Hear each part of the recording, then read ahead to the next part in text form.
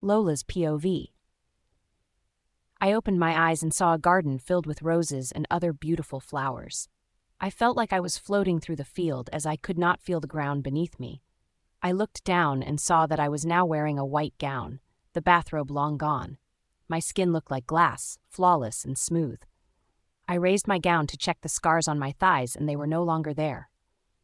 I felt like I could live in that garden forever, away from all heartbreaks, away from all pains, no scars nor injury on my body. I did not want to leave the garden. I closed my eyes and continued to enjoy the peace of the garden when I heard a very beautiful voice call out to me. "Lola, child, welcome. You grew so well, thank you for holding out and persevering." She said the same things as Serena. I looked around, trying to find the voice, but I couldn't. "Serena, is that you? Why are you hiding from me? Why are we here in this garden?" I fired out the question rapidly. The voice laughed softly, and I could listen to it all day. It was so melodious. "I am Celine, child. I brought you to this garden through my dear friend Serena," she said, and my eyes widened in shock. No, it couldn't be. It can't be what I'm thinking. "You're Celine? Like the moon goddess that werewolves worship, Celine?" I asked in awe, and she laughed again. "Yes, I am that Selene, Lola," she answered softly. As I took in the fact that I was in fact in front of the moon goddess, my awe turned into anger, and I asked her the question that had always been on the forefront of my mind. Why? Why did you make my parents leave so suddenly? Why did you watch me suffer for 10 years in my pack? Why did I get paired with men that hate my guts in person? How dare you treat me like that? Why did you make me go through all of that?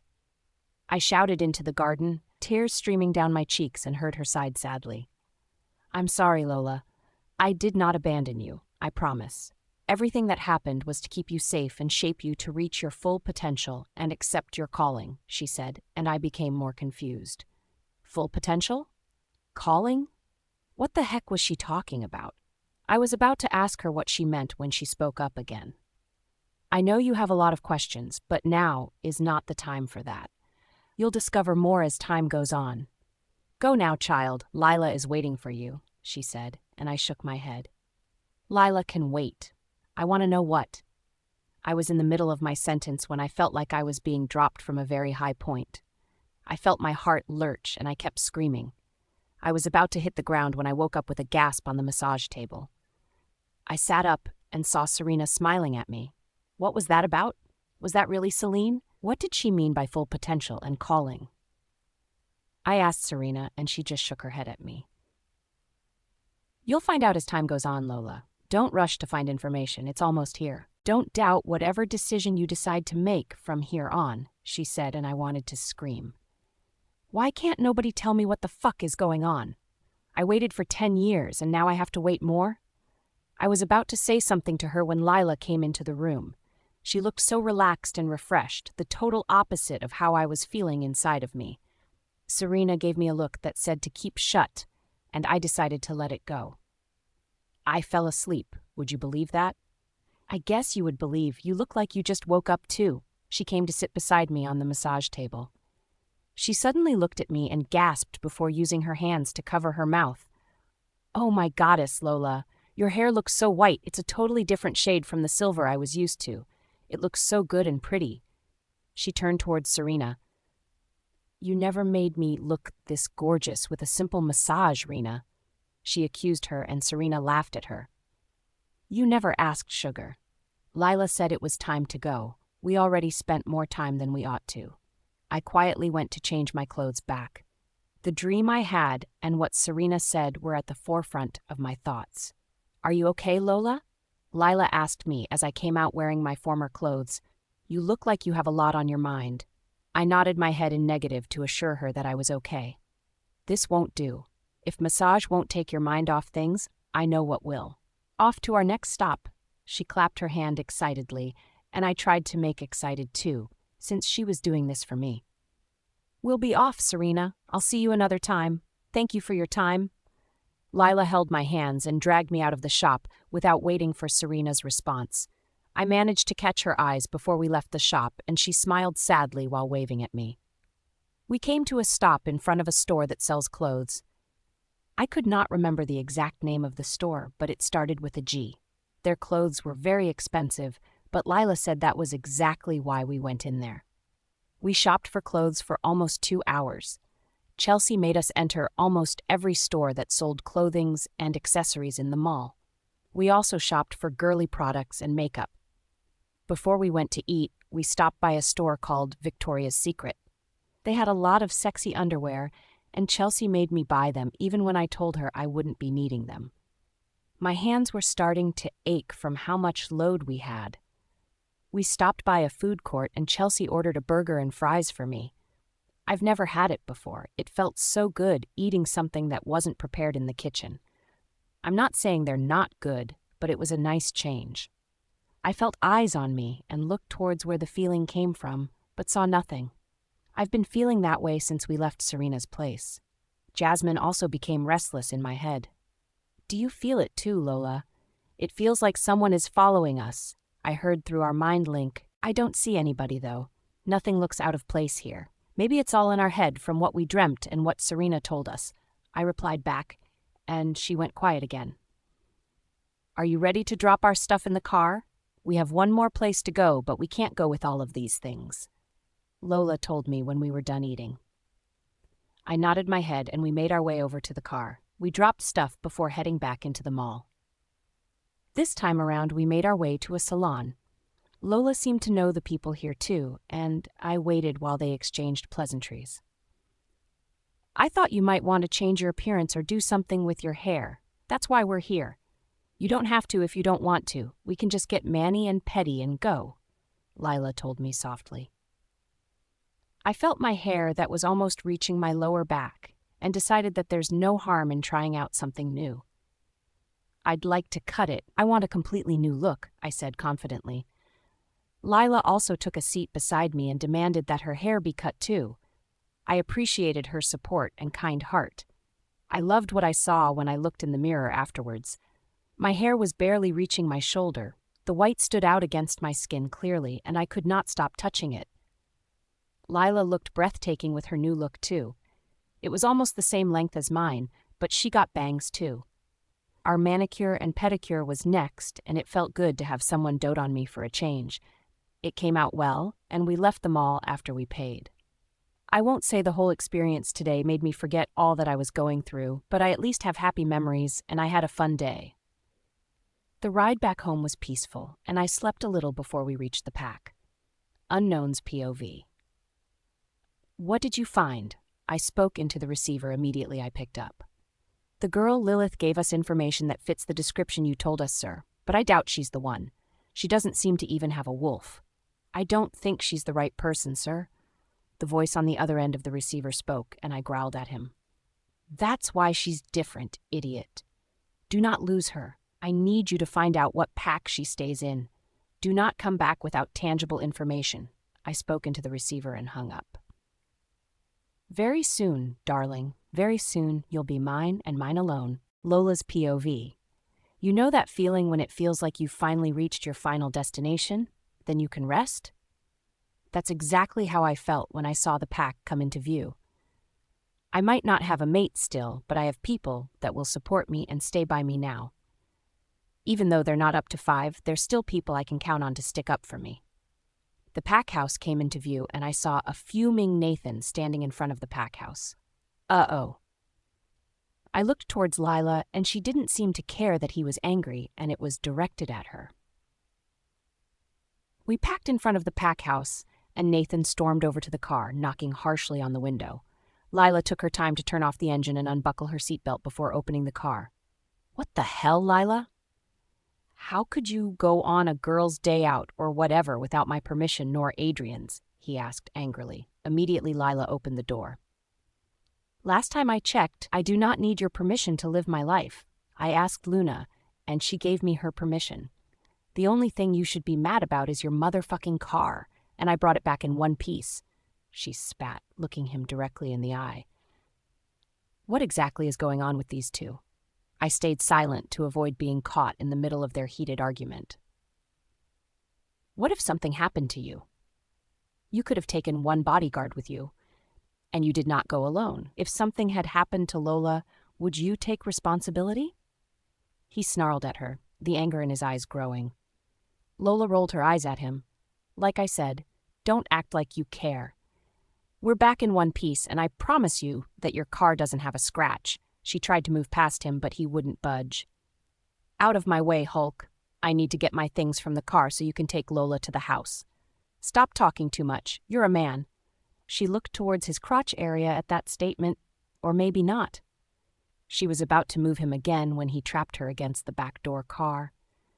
"Say that one more time, and I'll show you just how much of a man I can be," he said lowly. Damn werewolf hearing, I don't want to be here. I zoned out because it felt like I was intruding on something. I was brought back to the present when I heard the back door slam shut. Lola poked her head into the car through the driver's side. "I had fun today, Lola. Let's do it again soon." She smiled at me and I nodded at her. "I had fun too. Thank you for the opportunity," I smiled back at her. "No problem, Sheikah. It's what friends do." She looked towards Nathan before looking back at me. "Dickhead here is going to take you back to the house. My regards to Rose, and I almost forgot." She brought out Adrian's card. "Tell her we had loads of fun with the card." "Well, see you later, baby girl." She waved at me before walking away. "The least you can do is thank me for using my car for your getaway," Nathan shouted after her, and she gave him the finger, making me giggle in response. Nathan entered the car and I stiffened. I was still not comfortable around him. "Good evening, Lola. Your hair suits you," he said, and I was shocked. "Thank you?" It came out as a question, and he started the car, which I was grateful for. Rose came outside when she heard Nathan's car stop in front of the house. She ran towards me when she saw me and hugged me. "Oh, my goddess, you look stunning. I like the color you made your hair," she gushed over me. I wanted to tell her I did not dye my hair, but decided against it. Nobody would believe I met with the moon goddess in my dreams anyway. "Let's go inside, so you can tell me all about your day and how much fun you had. I want to know everything." She pulled me towards the house before Nathan's voice stopped us. "And who's going to carry all of these loads inside?" "Definitely can't be me," he said, and Rose turned on him with her eyebrows raised. "You want your Luna to lift heavy loads when you're here? Where is your manners, young man?" she asked with her hands on her hips, and Nathan bowed his head in submission. "I'm sorry, Luna. I'll carry all of it inside now." Rose turned towards the house, and we giggled together. We sat at the kitchen counter while Nathan carried all of my stuff inside. Rose made him carry it to my room, to which he whined and complained. He left after he was done packing it. Rose brought out some cookies and milk for us to munch on while I recounted all of my day's experience to her. I swear she was more excited than I was for having such a fun day. And she made us enter all of the stores in the mall, was what I was talking about when Adrian entered looking all sweaty and rough. His gaze lingered on me, and I saw sadness cloud his eyes for a fleeting moment before he masked it with anger and stormed towards the stairs without saying a word to anyone, not even Rose. I suddenly went mute. I just couldn't understand why he would say such mean things to me without even listening to my side of the story. I did not know I was crying until Rose wiped my cheeks. I looked towards her and saw how sorry she was for my predicament. It wasn't her fault, though. She tried her best. "I'm so sorry, Lola. No one deserves what you're going through." She hugged me as I sobbed into her chest. We soon heard Adrian come down the stairs, and he left the house without saying anything to anyone. I excused myself from the kitchen and went up to my room. I washed up and changed into a cute onesie I bought and went to bed early. Little did I know that what I had gone through during the day was a walk in the pack compared to what was coming for me. Lola's POV. I was awakened when I felt fire spreading through my body. It started from my neck and spread to my toes. I was trying to keep my screams of agony in, but I couldn't help but let out whimpers of pain. I know this pain. I've gone through it before, and I know it was going to get worse in a minute. Tears leaked from my eyes, not because of the pain, but from hurt and betrayal. Jasmine whimpered in my head, and I cried harder. My poor wolf. She's gotten nothing but pains and tragedy since I was 10. Celine lied to me. Fuck her and her words of deceit. To prepare you for what's to come, my foot. I am just 18. Why do I have to go through this? I'm sorry, Jas. I'm sorry for putting you through this again. I cried into the mind link, and she howled in pain in my head. I felt her trying to take my pain, but I blocked her out. I could not let her take it again. If she keeps doing that, I'd lose her in no time. The pain got worse, and I clutched the bedspread and bit my lips till I tasted blood. I tried not to make any noise so I wouldn't wake Rose and Jaden. The fire within me got hotter. It felt like lava was running through my veins, and I did not know when a piercing scream escaped my lips. I clutched at my stomach to stop the piercing pain in it, to no avail. It felt like my intestines were being melted slowly. At this point, I was already drenched in my own sweat, and I could barely breathe. The pain was worse than what I experienced with Grayson. With Grayson, I could at least see what was going on around me. Adrian must be having so much fun. My door suddenly broke open, and I saw the silhouette of Rose and Jaden rush into my dark room. Rose rushed towards me while Jaden turned on the light. Rose's eyes widened when she saw my writhing body, and by her loud gasp, she must have understood what was happening in that moment. "Jaden, get out," she whispered into the room, knowing fully well that Jaden could hear her because of his werewolf hearing. "What? Ro, what's the matter?" A very confused Jaden asked as he made his way towards my bed. "Get out!" She turned towards him and shrieked, and Jaden left the room without being told again. I was still holding my stomach, but the pain had subsided a little. "Oh, my Lola, I'm so sorry. I'm so sorry." She kept repeating her apologies, and I sent her a weak smile. It wasn't her fault I was in that situation. Adrian was the one to be blamed for his lack of control. I was about to reply to her when I screamed out in agony again. Rose rushed towards me and touched me, resulting in me screaming more. She pulled back and I heard her crying. Adrian should be ashamed of himself for failing as a mate and a son. He's the reason his mother is in despair at the moment. Despite my pain, I wanted to reach out to her and console her. "Let me help you out of your clothes, please," she sniffled and tried to remove my clothes, but I stopped her. I did not want her to see my scars and bruises, and no, please, I weakly said, and she looked at me in confusion. "Please allow me, Lola. Your clothes are thick and will only add to the heat you're feeling," she said to me, and I had no choice but to allow her to remove it. I closed my eyes tightly as she undressed me, not wanting to see the look in her eyes. She gasped when she removed my top, and I did not need to look at her eyes to know that she was disgusted by me. Without saying another word, she removed that duvet covering my legs and removed my bottoms gently. I was expecting her to leave, but she went into my bathroom and soon came out with a towel and basin of water. She kept sniffling and tried to hide the fact that she was crying. She tended to me, using the cold towel to make me feel less hot. It did not work, but I appreciated her efforts. She'd hold my hands whenever the pains returned, and I started clutching at my stomach, which I knew was going to bruise by morning. I'd occasionally see her look at my body and tear up. I saw pity in her eyes, and I wanted to hide my skin, but I had no energy to move my body.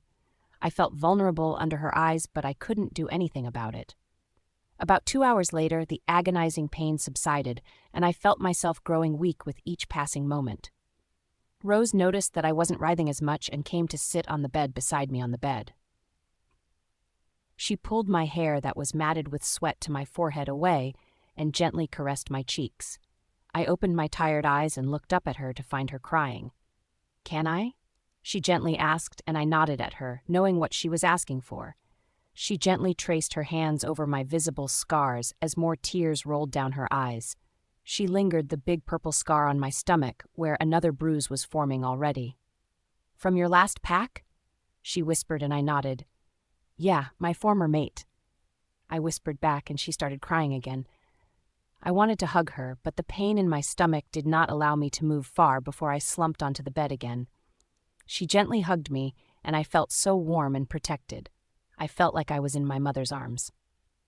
"No one deserved what you went through, Lola. You're just a child. You should be protected and cared for. I promised to protect you from here on. I'd not let any harm come to you," she said into my hair as she cried. I hugged her back and cried a bit. She kissed my forehead as she covered me with the duvet and stepped away from the bed. "Good night, Lola," she whispered as she opened the door and stepped out. "Good night, Mom," I whispered into the empty room. Then I lost consciousness. Rose's POV. I went into the room I shared with Jaden in a daze. Jaden was by my side immediately I opened the door. "What was that about, Ro? Why was she in pain?" he asked curiously, and I burst into tears again. I could not get the image of her battered body out of my head, and I felt like I failed as a mother. "I've failed as a mother, Jay. Adrian has disgraced me, and I'm not worthy of being called a mother," I said amidst tears. Jaden led me towards our bed and held me till my tears subsided. "Adrian was having sex with another woman. That's why Lola was in pain," I said softly into his shoulder, and felt his body stiffen in anger at my words. "Everybody knows what happens when you have sex with another person, when you have a mate. What's wrong with him?" he said in anger, and I cried again. Hey, look at me, baby." He held my face delicately in his hands and made me look him in the eyes. "I'll talk some sense into him when he gets back home. You don't need to beat yourself up over that. Lola is fine now, no?" He asked me lovingly, and I felt like my heart was being crushed. Why can't Adrian be like his father? He doesn't even know half of what Lola had gone through, and he dares to treat her like trash? I felt Ezra trying to rise to the surface, the maternal instinct to protect a child in danger overwhelming her. Jaden looked at me intently, waiting for me to explain more. "There's more, Jay. I saw things in that room, and if Adrian were not my son, I'd have had him banished or killed," I wailed. I knew I was getting Jaden worried, but I couldn't help the way I felt inside. "You can talk to me, my love. You're worrying me, I'm not going to lie. I haven't seen you this way since that incident," he said softly. Looking into his eyes, I spoke. "You want to know what I really saw? You're not going to go out there right now and kill Adrian, promise?" He nodded his head eagerly, and I sighed before speaking again. "She's been abused, Jay," I hiccuped as I spoke. Her body was filled with bruises and scars. I felt my tears trying to break again, but I reined it in. "The freshest one is a big purple bruise on her stomach. She got it from her former mate." At the mention of a former mate, Jay's eyes widened. "Former mate? She had a mate before Adrian?" he asked in shock. "Yeah, the one that came the other day from Moonlit Pack," I nodded my head. Shock was evident on Jaden's face, and he was at a loss for words. "Why did Adrian let him go? Why was I not informed? As the Alpha King, I have the responsibility to protect all pack werewolves, and Adrian let him go," he said angrily, slightly raising his voice. "She rejected him, and that's why she ran to our pack. Adrian is her second chance mate, and he's been treating her the same way, save the beatings." I sighed as I remembered how her scars covered her body. There was barely any clear skin. It was all bruised and battered. Another purple bruise was already forming where the other one was. Adrian added to her pain instead of relieving her of it. My tears broke, and I wept uncontrollably. That pain is something any lady wouldn't wish on their enemy, and she already went through it twice. She did not ask me what was going on or why she felt that way. She already knew Jay. She knew already, and she was ready to brace it. She did not want me to see her body. That's why she wears clothes that cover most of her skin. She's broken, and I am not surprised she's wary around everyone. I wonder what she did to her old pack to deserve such treatment. Jaden was silent as I said everything I saw, but I could see him trying to rein in his anger by clenching and unclenching his jaw. "Let's go to sleep, bro. We're going to figure all of these out in the morning," Jaden said as he laid me on the bed and laid down beside me. I did not protest and held him close to my body. I could not imagine a life where Jaden made me cry or feel small. With a lot on my mind, I fell asleep restlessly. I woke up in the early hours of the morning and gently slid off the bed to go and check on Lola. She was still sleeping peacefully, and I watched her for a moment before I left. Her fever had gone down also. Her cheeks looked so sunken, and she looked like she was barely holding on. I wanted to hug her and tell her everything will be all right, but I refrained from doing so. I did not want to wake her, nor make things awkward. She isn't comfortable around people yet.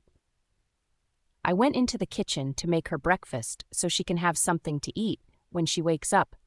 I'd feel so uncomfortable if she had to help me in the kitchen with what I had seen the night before. I made a variety of foods, from bacon to toasts, to eggs, to pancakes. I made a lot of food even though she wasn't going to eat a lot. I've noticed that since yesterday, Julie also told me the same thing when I asked her about the first time they met yesterday.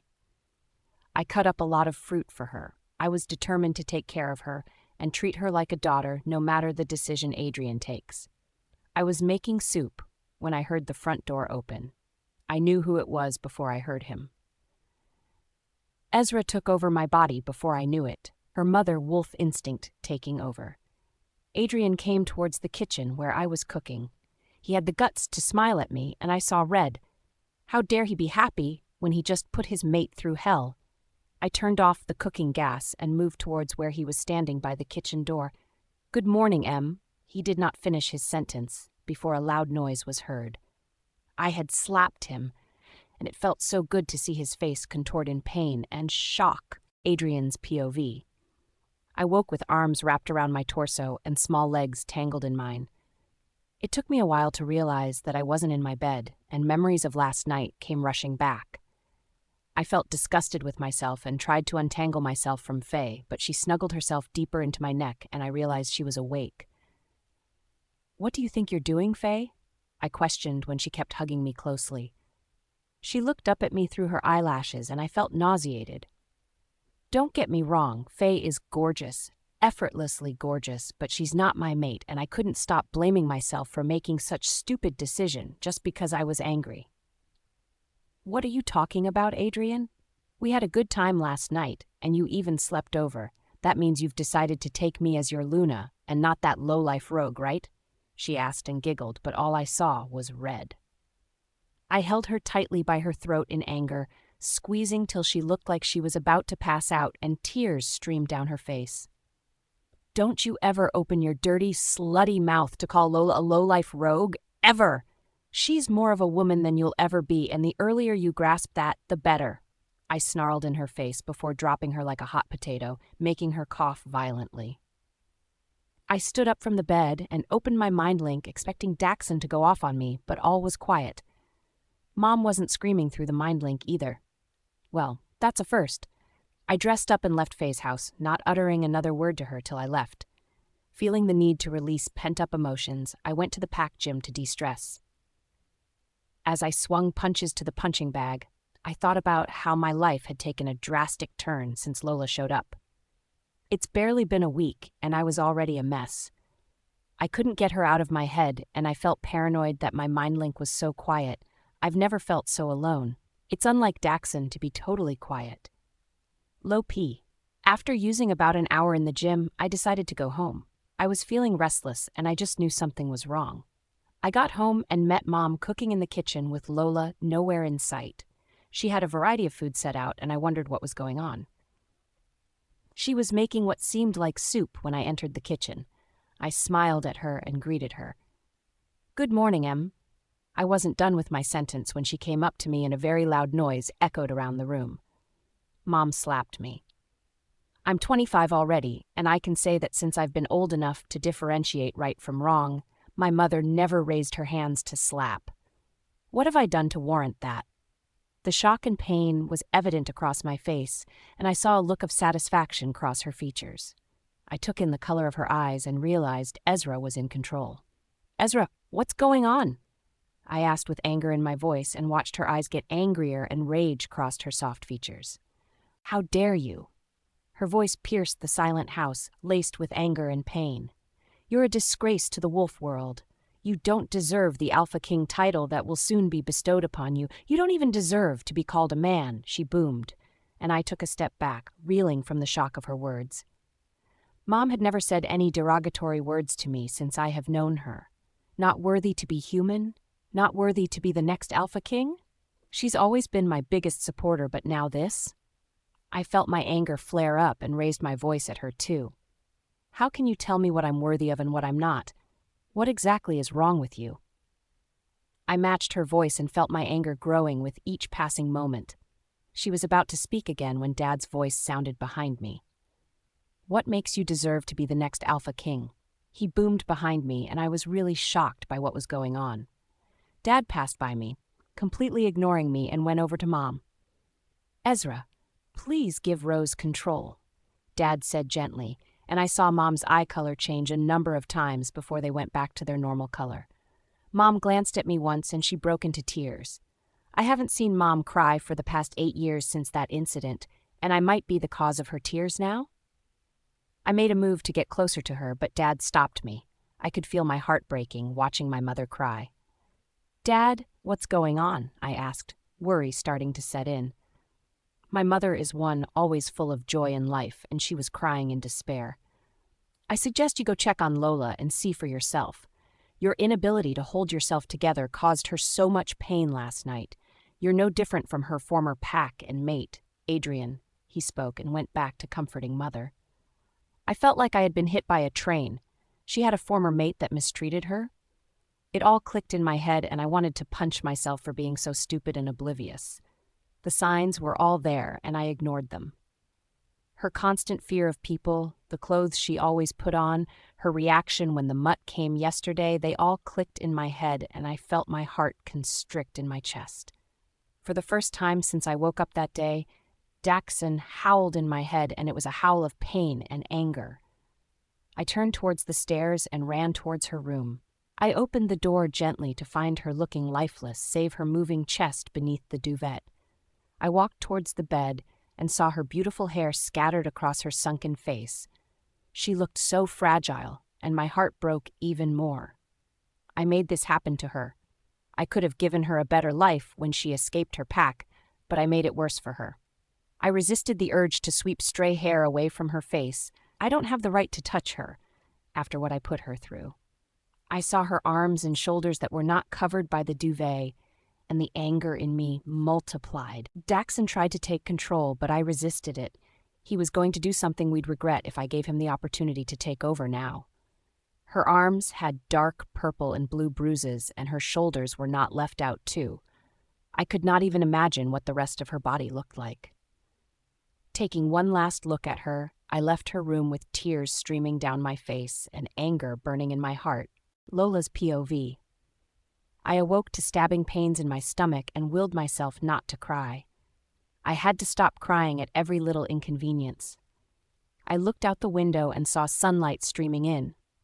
I wonder how long I had been out for. I wanted to stand up, but I felt like 10,000 needles were piercing my joints. I was so weak, and it took a while for me to be able to sit up. I realized I was naked and remembered that it was Rose that helped me through the night. She saw my scars and bruises, and I hated the fact that I made her cry. I was about to get up when I saw an ointment with a note on the bedside table. I gently took it and read what was written there. "Apply this on your scars. I'm so sorry you had to go through that." It was a simple note that had me smiling, knowing I had someone that cares about me. Rose has to be the sweetest person I've ever met. Lila mustn't hear that, though. I stood up and was suddenly overwhelmed by the smell of Adrian. It seemed like he came into my room not quite long. Nah, he couldn't have. It's not like he cares about me anyways. I made my way slowly to the bathroom. I was afraid to look in the mirror, so I kept my eyes glued to my feet while I made my way into the shower. I set the temperature to the point that it was almost scalding and stood under it for as long as I could remember. I wasn't thinking about anything. I was in a state of nothingness. I was neither happy nor sad. My mind was blank, and I could barely feel the water running over my skin. When I felt like I had had enough, I turned off the water and took a deep breath before walking towards the mirror, bare and naked as the day I was born. As I looked in the mirror, something caught my eyes on my body. A tattoo of a silver wolf howling to a silver crescent moon was starting to form below my left breast, just over my heart. That's new. I've never seen it before. It was still so faint, but its color stood out amongst the black, purple, and brown on my skin. I don't know why, but I kinda liked it. "Feeling any different, Lola?" Jasmine said in my head for the first time since Adrian walked out on us, and I was happy to have her back. "Jess! You're back!" I said excitedly in my head and heard her wolfish laughter. "Yeah, I'm back. Figured you won't be able to live without me," she teased, and I rolled my eyes at her. "Well, you are right. What will I do without your sassy self?" I said, still excited. "You're so lucky to have me, Dur." "So, feeling any different?"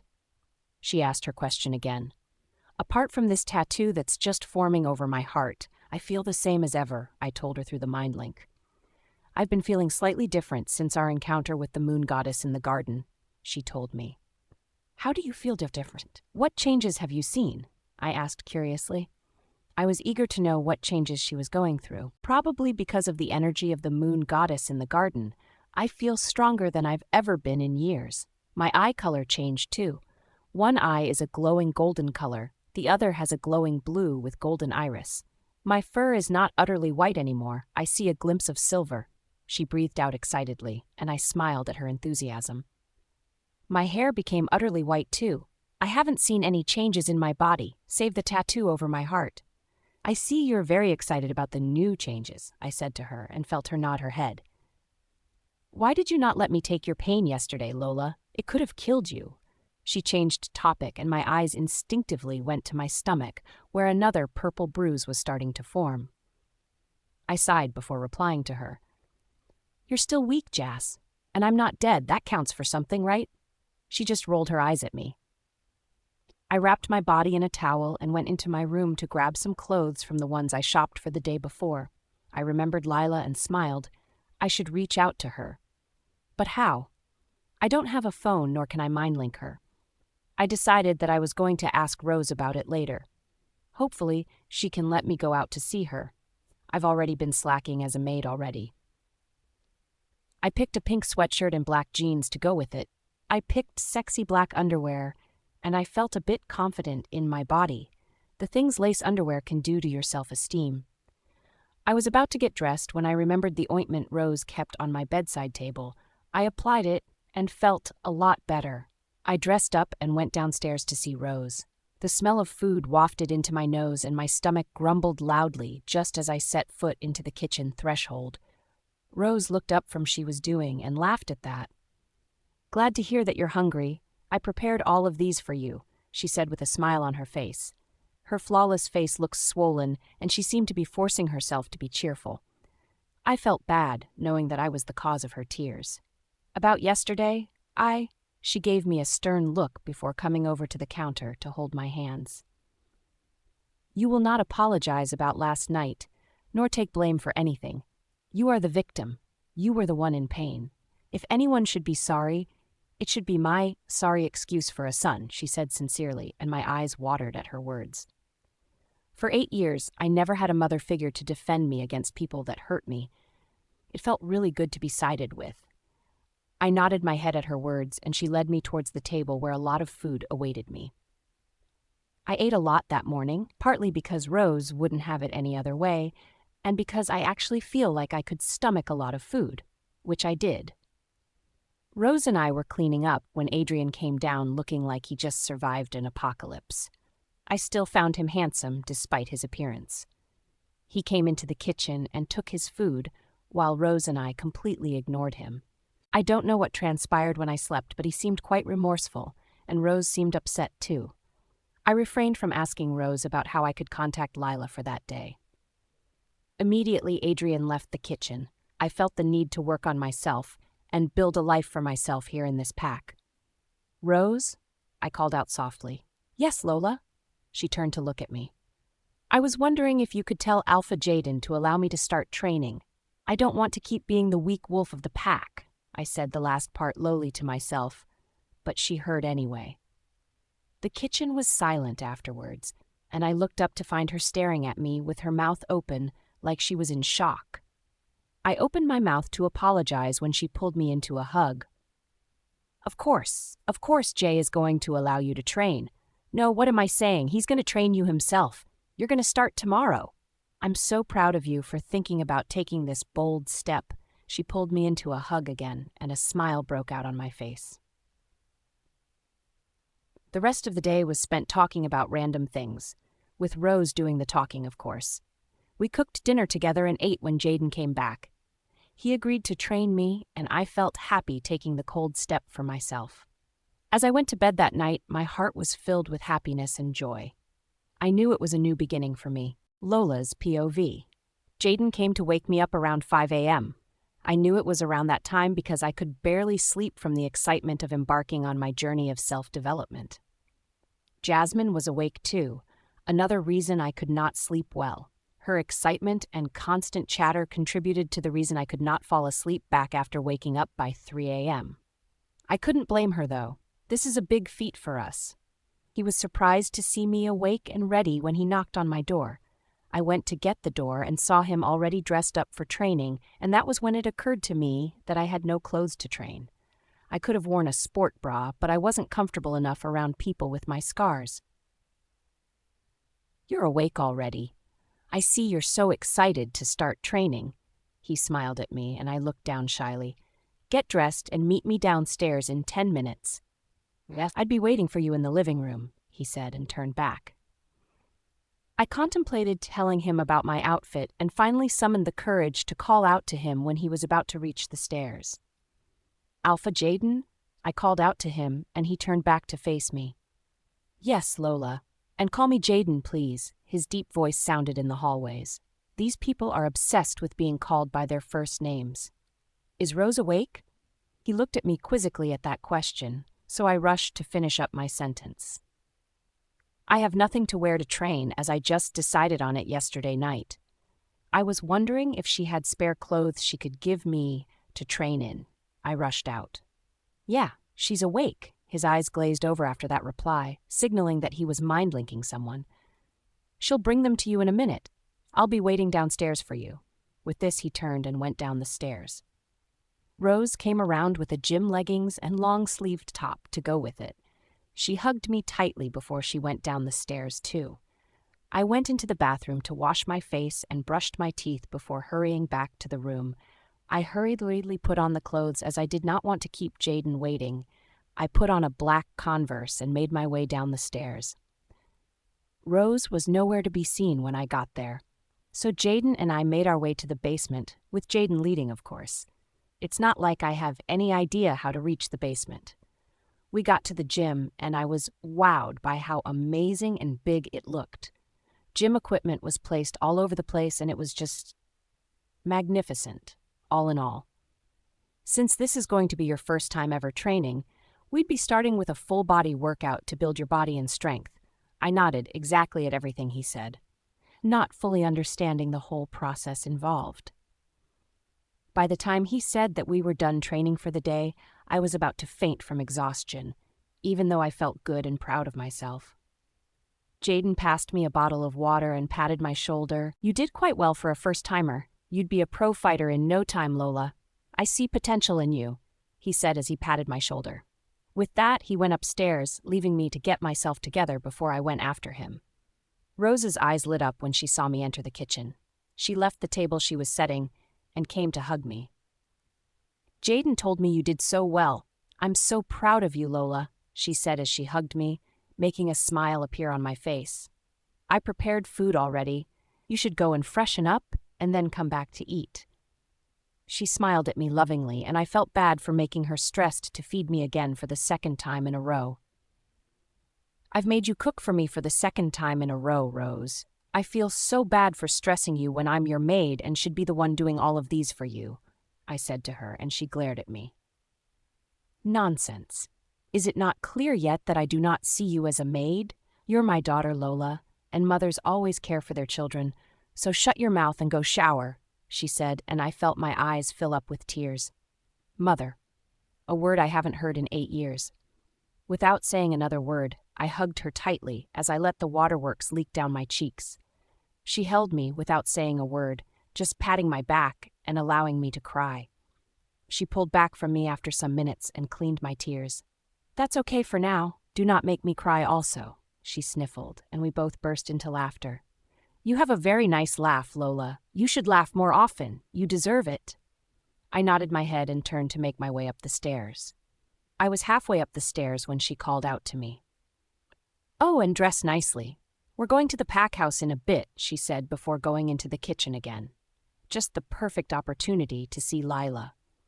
With a bounce in my steps, I took my bath and put in a beautiful gown that hid my scars well and paired it with a cute sandal.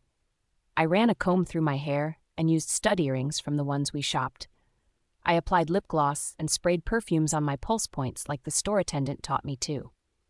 I looked in the mirror and I have to admit it myself that I look totally amazing.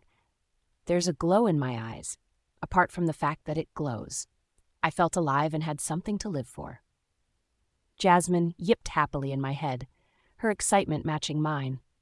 I stopped in front of Adrian's room as I made my way down the stairs again. My heart reached out to him, but I blamed it on the mate bond. I was so close to knocking on his door before I cautioned myself. He doesn't want me, nor want to have anything to do with me. The earlier I get that into my head, the better. Rose, Jaden, and I had breakfast together, no one speaking about the fact that Adrian wasn't present. I volunteered to clean up after eating just so Rose could get ready faster. I couldn't wait to see Lila again. I just finished placing all the dishwares in their rightful place when Rose came downstairs looking as gorgeous as usual. She kissed Jaden goodbye, and I felt a pang in my heart at their show of affection. We left the house after saying goodbye to Jaden and made our way to the pack house. As we neared the pack house, I saw people making preparations for a party. Some people were hanging banners, some were hanging decorations. I wondered what was going on, but refrained from asking Rose. I'd be seeing Lila in a minute. I'll just ask her. Rose saw some pack members and decided to have a chat with them, which gave me the opportunity to go into the pack house to see Lila. I went into the kitchen, but she wasn't there. I decided to go look for her in her room. Immediately, I entered the hallway leading to her room. I was met with a very shocking view. Lila and Nathan were kissing, Lola's POV. Lila and Nathan were kissing. I could not keep my surprise in and gasped loudly, gaining their attention. They turned their attention to me, and I felt like I was intruding on their moment, so I hurriedly went back the way I came in. "Lola," Lila shouted after me, and I froze in place. I slowly turned around to look at her and saw her whispering harshly to Nathan, who kept pouting at her. Nathan is pouting? What a sight to see on the big bad beta. I giggled at the sight of Nathan pouting and acting like a kid, which made them turn their attention to me. Lola glared at me, and Nathan looked embarrassed, so I looked away shyly. Nathan eventually left, saying a greeting to me on his way out. "Good morning, Lola," he said to me lightly. "Someone is in a happy mood, I see." "Good morning, Nathan," I said softly, bowing to him as he left. He had barely gone far when Lila pulled me by my arms and dragged me towards her room. "Long time no see, stranger," she said immediately we entered her room. She glared at me with her hands on her hips, and I almost laughed because I knew she wasn't even angry. "Back at you, stranger. You knew I had no means of contacting you. You should have contacted me first," I said to her, mirroring her pose, and she looked genuinely shocked. "Who are you, and what have you done with Lola?" she asked in shock, and I laughed. I actually laughed, making her widen her eyes. "Yeah, I get it. It's my first laugh since Mom and Dad passed." "Oh my goddess," she laughed as she rushed towards me to pull me into a hug. "I love this new you, Lola. This is so amazing," she screamed in a high-pitched voice, and I had to block my ear a bit. "Did you do something with your eyebrows?" she suddenly asked, and I shook my head in a negative. "Nope, I don't even know what to do with them," I replied to her, confused. "They look a shade lighter." She pulled me towards her vanity mirror and made me face it. "See?" And she was right. While it wasn't really noticeable, my brows were not completely black either. It must be one of the changes I've been noticing recently. I made a mental note to ask Jasmine if she had seen any recent changes too. I contemplated telling Lila about the changes I've been seeing recently and what happened with Adrian, but decided against it. There were pressing matters to attend to. "So you and Nathan, huh?" I turned to face her and she was already blushing. "What's going on between you two? I thought you hated his guts?" I asked, and she looked everywhere but at me, and that was when it clicked. "He's your mate!" I screamed, and she nodded at me before giggling. "Yeah, he's my mate, Lola. You can stop shouting now," she laughed, and I struggled to pick my jaw from the ground. "I don't understand. You hated him, no? How did you both get paired together?" "I know he liked you, but you hated his guts," I said as I sat beside her on the bed. "It's barely been a week since you've been here, and you knew he liked me too?" Was I the only one oblivious to that fact? She asked, and I nodded. It was so obvious Nathan liked her. Even the blind could see that. "I liked him too. I told him once when I was 14 and he was 21, and he told me he saw me as a younger sister and nothing more, so I turned to anger to show him I did not care about him, she said, and I was shocked.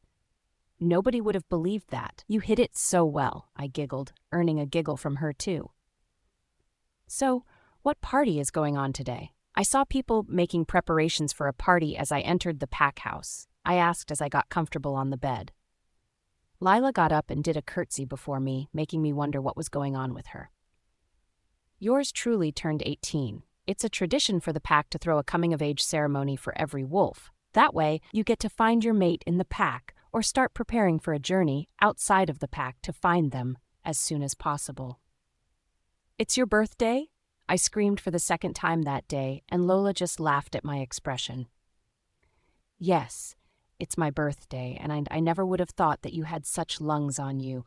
This is the second time you're screaming in the span of 20 minutes. We were together the day before yesterday, and you did not tell me anything about it being your birthday. I'd have gotten you a gift. I pouted. This is more than enough gift, Lola. It's good to see you feeling comfortable around me. She hugged me, and I stiffened a bit before hugging her back. I still wasn't used to touch. Sue, we're getting dolled up and dressed up tonight. I was about to object when she held up her index finger to silence me. You're not objecting. It's a good way to incorporate you into the pack and have you meet more people. But what if I don't get accepted by people? What if they call me a freak because of my hair and glowing eyes? I don't think I want to meet new people, Lila. You're enough for me, I said, trying to butter her up, but she wasn't having any of it. I know I am the best, but you can't stick with me every time, sweetheart, she said. Seeing that she wasn't going to budge, I tried another method. I did not buy anything fit for a party. I guess I'll have to sit this one out. She shook her head at me in amusement, and I knew that wasn't going to work either. I knew you were going to say that, but I was born prepared. I saw something that I thought would fit you, so I bought it the last time we went shopping. She skipped towards her closet and came back later with black clothings in hand. Go on, try it on, she urged. I took the fabric into my hands and it felt heavenly. It was a silk two-piece dress. The top was a corset with black net covering the neck and hands. The skirt was a ruffled floor-length skirt with a snatched waist that fits perfectly with the end of the corset top and a slit that reached mid-thigh. I was reluctant to wear it because I did not want to showcase too much, but Lila convinced me to wear it. Lila gasped when I emerged from the bathroom, and I was slightly embarrassed. I walked towards the floor-length mirror in her room and gasped when I saw my reflection. The clothes were a perfect fit, and unless I decided to showcase my legs, they were not visible, and my scars were concealed. I smiled happily at my reflection and looked to see Lila still opening and closing her mouth like a fish out of water. Oh, my goddess! You look like a goddess, Lola, she gushed over me, and I became red from embarrassment. Yup, you're definitely wearing that and making a statement, she clapped happily. The gathering was supposed to start by 7, so we started getting ready once it was 4 in the evening. Lila did my makeup and left my hair the way it was. She was clad in a green floor-length gown with cowl neck showing off her milky skin. She looked breathtaking and amazing. We walked out together hand in hand, my nerves getting the best of me. The pack house was filled to the brim and swarming with people. I felt nervous, but Lila squeezed my hand to assure me that she was with me every step of the way. We walked into the garden, decorated especially for the occasion. You're doing good, Lola. You look breathtaking, too. She smiled at me as we moved farther into the garden. No sooner had she said those words when I locked eyes with Adrian. I felt like all the wind was knocked out of my lungs as I took him in, Adrian's POV. She was gone from my presence before I could send Faye away. I tried searching for her when another figure showed up in front of me. I closed my eyes and sent a silent prayer to the moon goddess to give me the strength to not break someone's neck today. I opened my eyes only to see Nathan in front of me grinning wildly. Must be nice to have someone you've always wanted to be your mate as your mate. He noticed that I wasn't mirroring his excitement, and his smile disappeared and was replaced by a frown. Who pissed in your cereal? You look like you're about to go on a killing spree, he observed, and I took a deep sigh. He wasn't the reason I lost sight of Lola. I did not need to take out my frustrations on him. I was just disturbed by something. I'm fine. Where's your precious mate, and why are you not with her? I asked him. If I saw Lila, I'd see Lola too. She's her only friend, and they tend to be together. Oh, she's with some group of friends, and I can't hover around her every time. She doesn't like it. He grinned, and I shook my head at him. He's far gone in love, and nothing can pull him out of it. I want to feel that with Lola too, but I fucked things up royally. And besides, she's making Lola make new friends and see new people, he added, and I think I got a whiplash from looking at him so fast. Are there guys in the group of people she's meeting with? I asked, trying to keep the jealousy out of my voice and keep Daxon at bay. He nodded his head, and a low growl escaped my lips. Nathan started laughing. The motherfucker actually laughed. I looked at him quizzically, but he kept on laughing. Dude, you should have seen your face when I mentioned another guy. If you care about her so much, why don't you make the first move on her and accept her as your mate instead of making the two of you suffer unnecessarily? He asked. I wanted to tell him how I fucked up, but I knew how bad Nathan frowned upon that particular act, and I felt ashamed to speak to him about it. I just shrugged my shoulders and kept looking around for Lola. I eventually spotted her at the far end of the garden, talking to a group of 4 people with Lila beside her. She seemed fine and happy, and she would sometimes laugh with them. I wanted her to be that relaxed with me too, but she seems to freeze anytime I get close to her. You made us lose that opportunity, dude. You don't have the right to complain about not being close to her, Daxon said in my head. He was right. I did make us lose that opportunity, so I better suck it up. Lila soon left the group she was with to go to the prepared stage for her coming-of-age ceremony. Nathan moved to stand beside the stage, and I followed after him. He was the future beta and her mate after all, and I also had to stand there as the future alpha. As the ceremony went on, I could only focus on Lola. She looked breathtaking, and no one held a candle to her. Her hair seemed to shine brighter than it normally would. She soon excused herself and went to get something to drink. I saw Faye going towards her and resisted the urge to leave where I was and snap her neck. I wouldn't hesitate to snap her neck if she laid a finger on Lola. She got to where Lola was, and I could see her saying something to her. A low growl left my lips, and Nathan looked over to me. What the fuck has got your panties in a twist now? Can you please concentrate on the matter at hand? He whispered harshly to me, and I snarled at him, making him flinch. How could he tell me to relax when the devil herself was going towards my mate? Not a lot of people know Faye's true character because she acts all sweet and charming. Deep down, she's a power-hungry bitch and would do anything to get her way. I'd be damned if I let that bitch hurt mate. If it means tearing through your skin and taking control, I'd do it. Daxon growled angrily in my head. He was right. I couldn't let anything else happen to Lola. She had already been through a lot if her scars and behavior around people were anything to judge by. Ignoring the look people gave me and Nathan's warning, I stormed over to where Faye was talking to a confused Lola. Faye left where Lola was standing when she saw me coming. Of course, the bitch knows what she's doing. Lola looked more confused after Faye left. I got to where she was, and she did not even notice I was standing in front of her till I called out to her. Lola? I said gently. She shook her head and focused her eyes on me, widening her eyes when she realized who I was. I was just getting water to drink. I wasn't doing anything I promised. She rushed out and seemed scared of me. My heart broke to see that she thought I might hurt her. I had not been a good mate. I know, but I wasn't going to inflict physical pain on her. I decided to ignore that and ask about Faye. What did Faye say to you? I asked her. Faye? She asked in a small, confused voice. Of course, she doesn't know her name. What was I thinking? The woman that left just now. What did she say to you? I asked again. Oh, it was nothing. She just gave me advice, that's all, she said, looking anywhere but my side. I did not need to listen to her heartbeat to know that she was lying. I asked you a question, and I demand an honest answer, Lola, I said with more authority. I did not want to scare her, but I needed to know what Faye said to her. She told me to leave you all alone. she stammered out, and I felt rage take over my body. Without saying another word, I stormed off and went in the direction I saw Faye went. Who does she think she is to say such to my mate after I had warned her? Lola's POV. What was I expecting? I sighed and looked around to see a few people still looking at me. Some were looking at me with pity, some with curiosity, and I got a few hate glares too.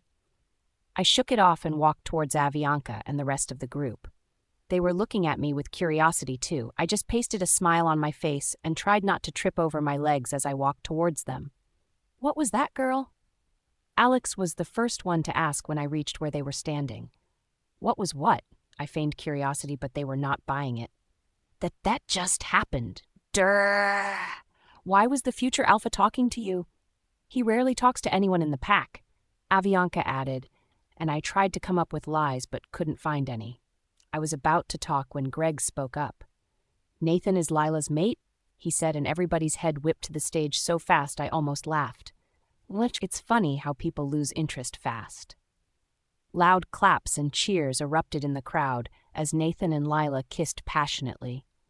I felt jealous for a moment, but I quickly got over it. Lila has been nothing but nice to me since I got here. I shouldn't be jealous that she has someone that loves her because I got rejected twice. I felt eyes on me and looked up to see Greg looking at me.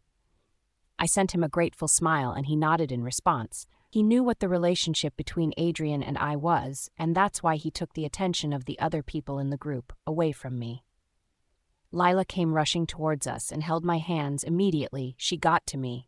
She must have seen what happened from the stage. Lola and I have something to do right now. How about we meet up with you guys for a group lunch tomorrow or the day after it? We really have to go now, she hurriedly said, and I looked at her in confusion. We had something to do. How come I wasn't informed? I was about to question her when she gave me a look that said, "Shut up." Of course we can meet again some other time. You can go now. Greg was the one who spoke. We said a hurried goodbye before we left the group and went towards the pack house. We have something to do. How do I not know about it? I asked her as we moved towards the pack house. She stopped abruptly, making me almost trip.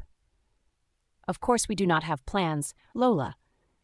It was just to get you away from there. You looked uncomfortable, she said, and I looked down at my hands. Of course she noticed everything from the stage. You saw everything from the stage? I asked her sheepishly. Yes, I saw everything. Am I the only one you can raise your voice at? You should have told the bitch off when she said whatever she said. It must have been something about Adrian. I saw the way your face looked pained after she left. She rushed out.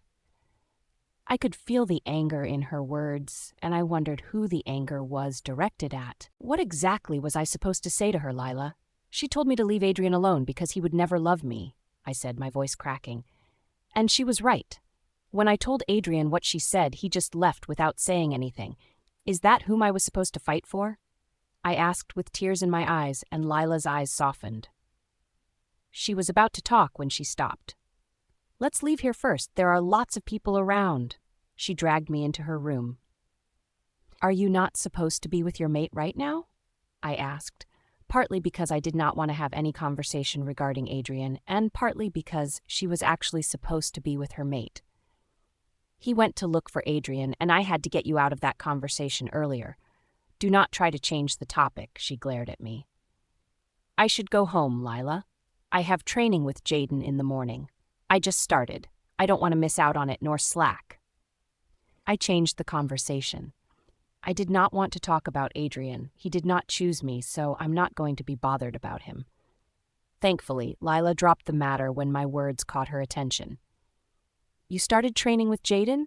You're so lucky. He's the best fighter and trainer in the whole of the werewolf world.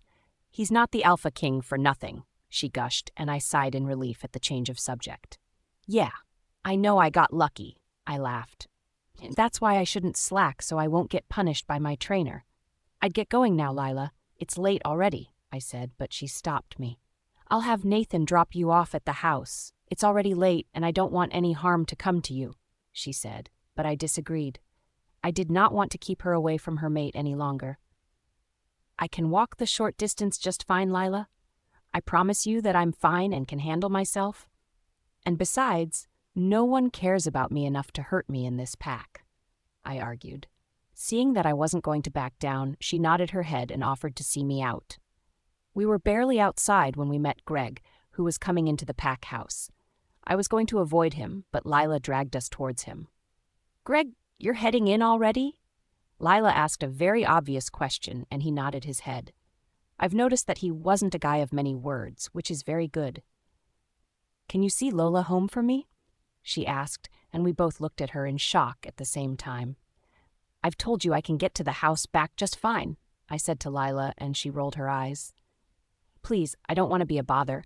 You don't have to listen to her," I said to Greg. "I'll see her home. It's not a bother at all." He turned towards Lila, who clapped happily at that. "Now I can go to my mate in peace," she said before hugging me and skipping off, leaving Greg and I alone. "Shall we?" Greg said after a moment of silence, and I nodded my head as we proceeded out of the pack house. The entire walk home was silent and awkward. We were almost at the house when he spoke up. "So you're Adrian's mate?" I wasn't even shocked by the question. I knew that he knew already. He lived in the pack house after all. "Yeah, I'm his mate," I said softly. Faye lied. "You're not a freak, and you're definitely worthy of love. Any man would be lucky to have you as a mate," he said, and I opened my mouth in shock. How did he hear what Faye said? How did you hear what Faye said? The distance was pretty far apart. I asked in awe. "We're at your house already.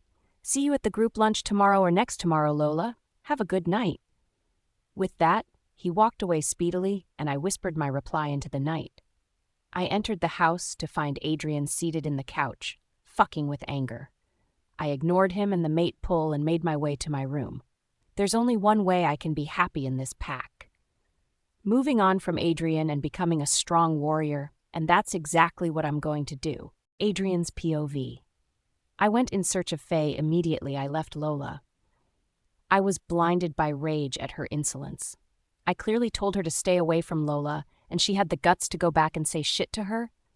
I spotted her in a group of people and walked over to her.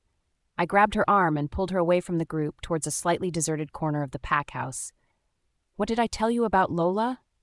I barked in her face, and she seemed unfazed. It was almost like she did it to lure me to her.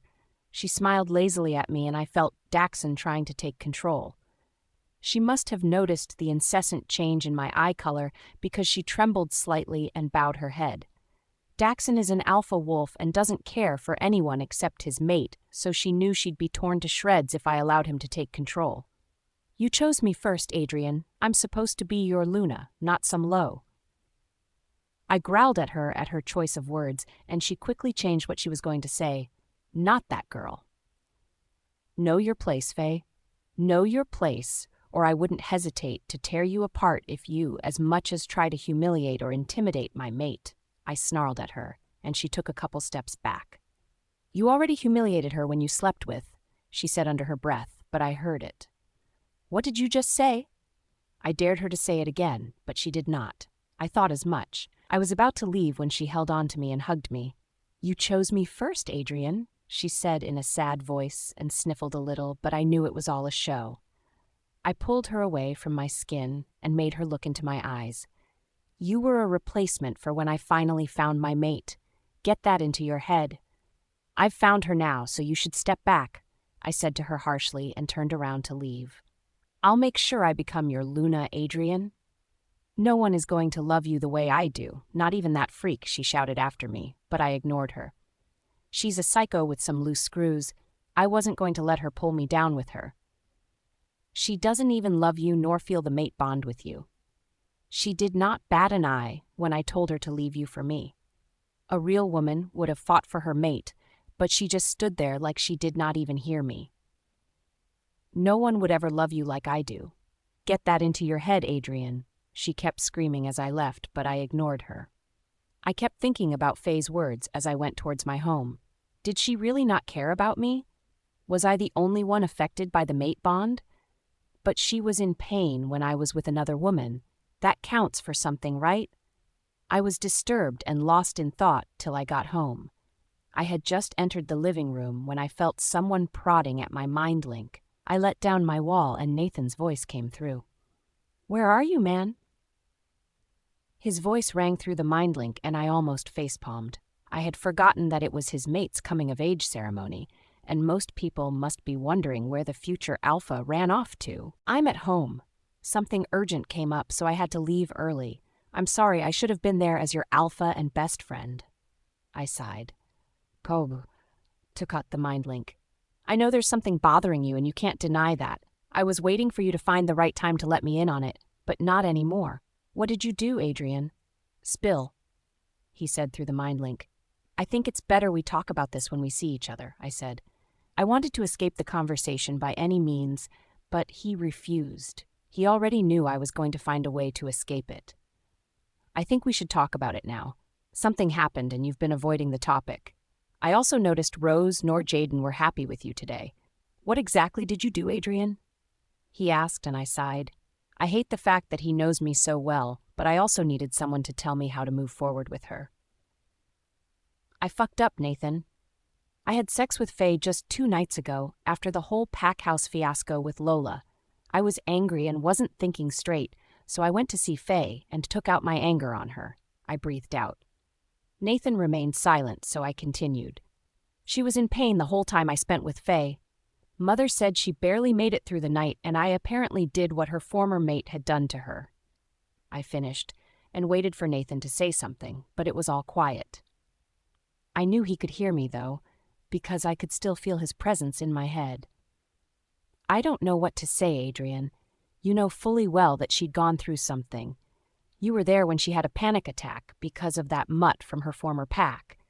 I told you repeatedly that she was fragile and should be handled with care, and you did what? I couldn't say anything to the questions he asked. I was warned over and over, but I kept ignoring it. Now, I have Faye to deal with, and I also had to win Lola's heart.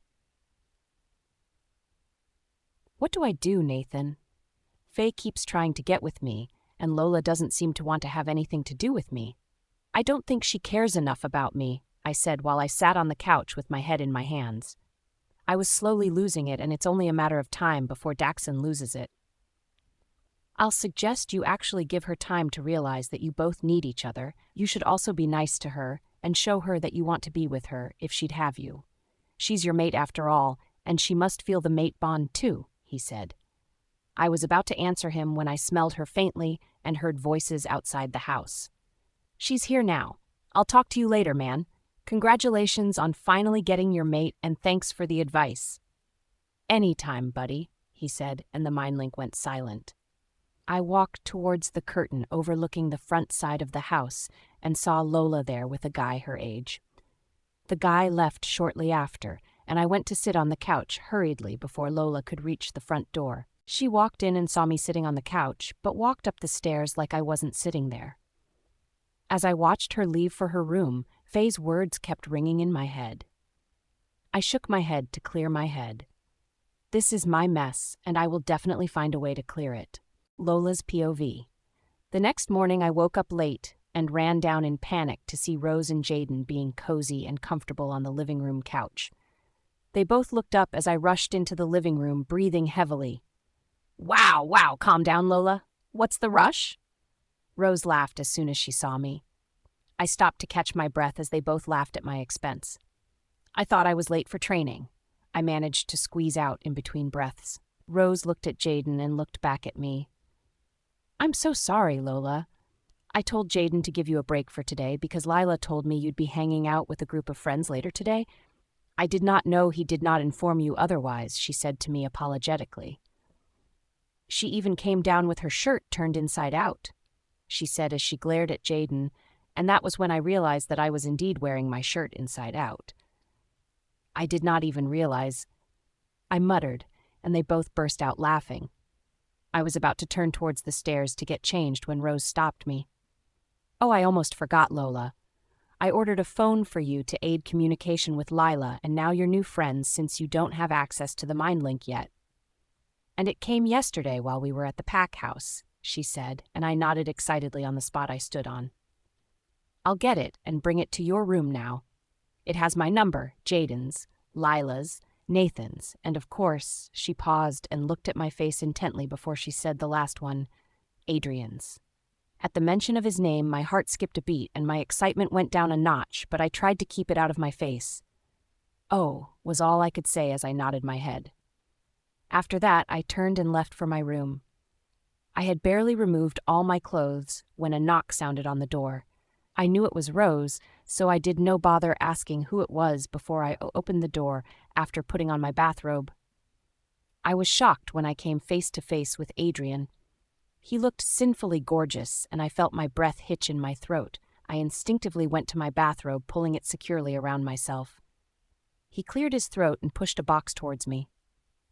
"Mom said I should give this to you," he said, and then rubbed the back of his neck nervously. "Oh, thank you," I replied in a small voice. "She said Lila might call you soon. She already texted her with your number," he said, and I nodded again. "Was that all?" He looked like he wanted to say something more before she decided against it and left hurriedly. I was confused for a moment. Was he just nervous before me? It must have been something else.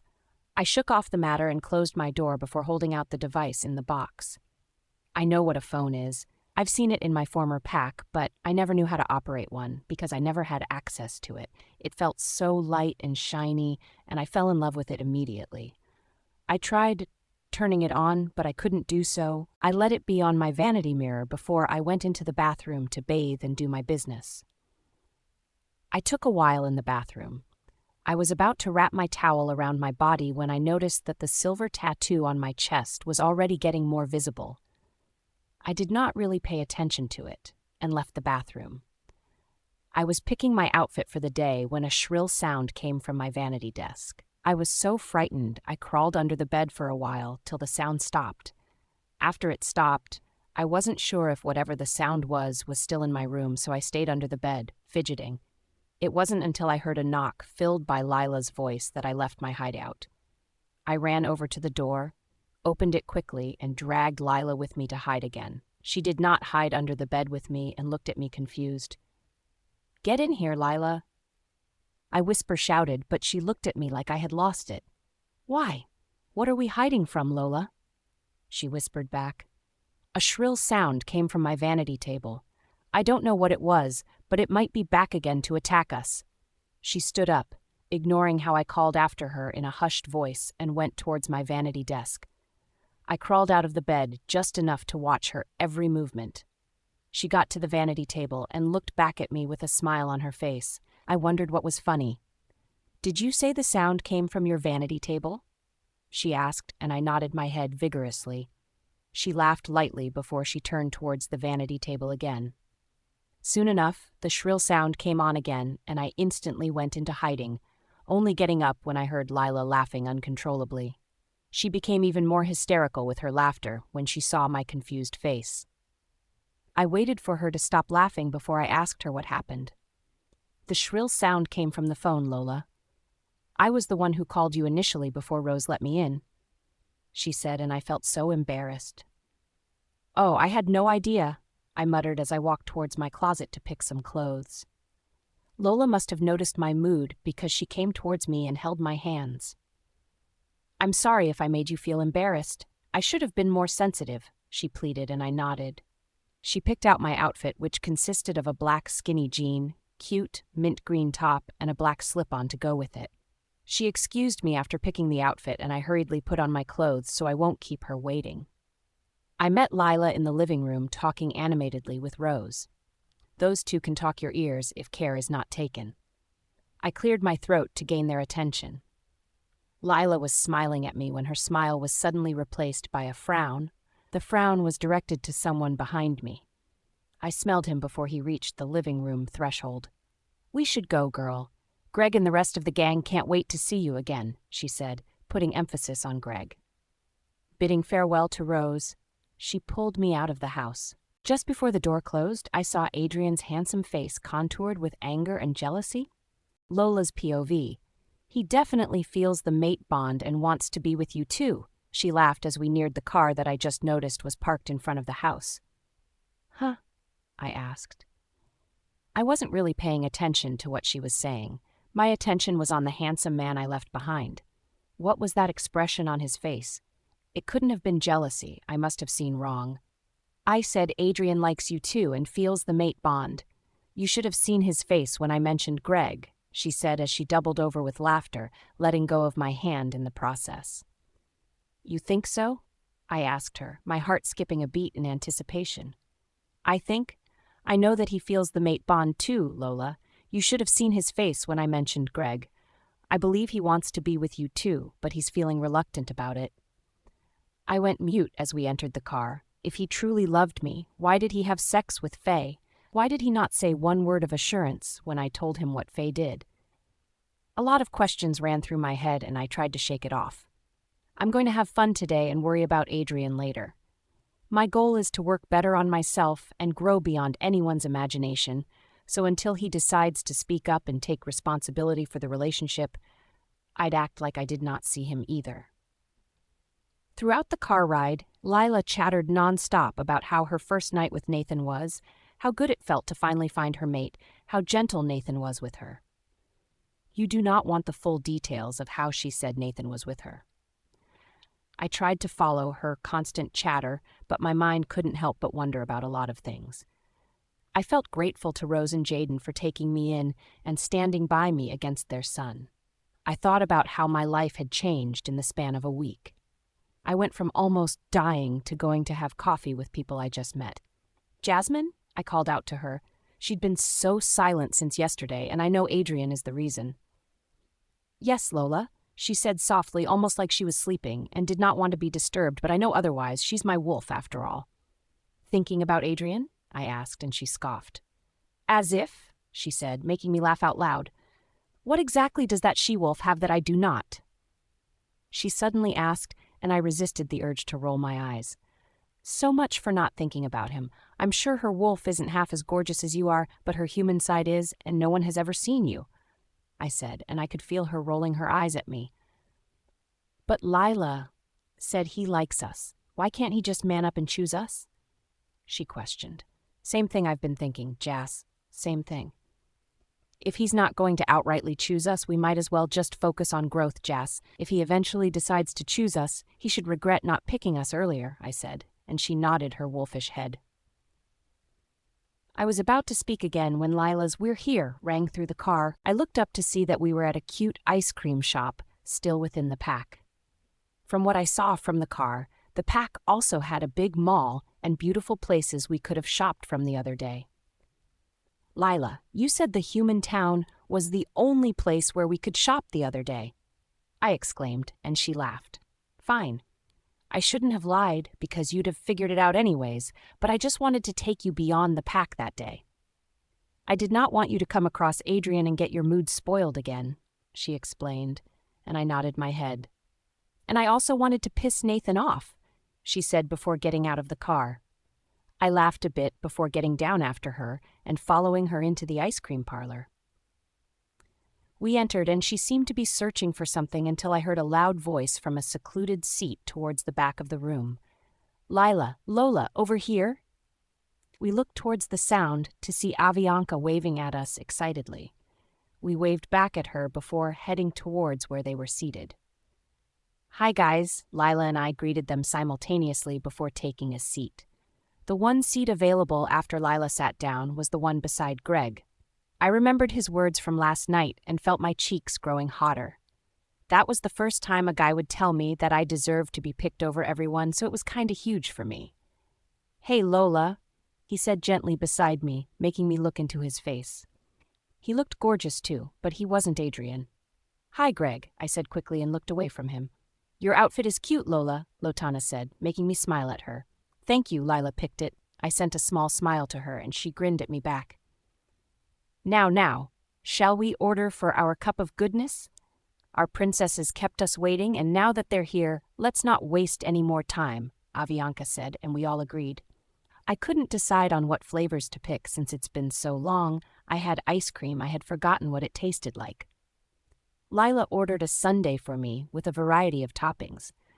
I felt bad for taking more than what others took when I'm not the one paying, so Lila ordered a sundae, which in turn made everyone order a sundae. While we waited, I could have sworn that I smelled Adrian, but I looked around and I couldn't find him, so I shrugged it off. Our ice cream soon came, and we all dug into it. I could have cried from the goodness I was experiencing. It tasted so good and amazing, and I happily scraped my cup. After chatting for a while, we decided to go bowling. I spotted Nathan's car as we left the ice cream parlor, but I shrugged it off.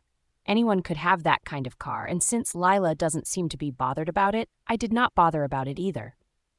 I could not understand how they were doing it, but everyone seemed to be having fun, and it was all good until Greg asked me if I wanted to try too.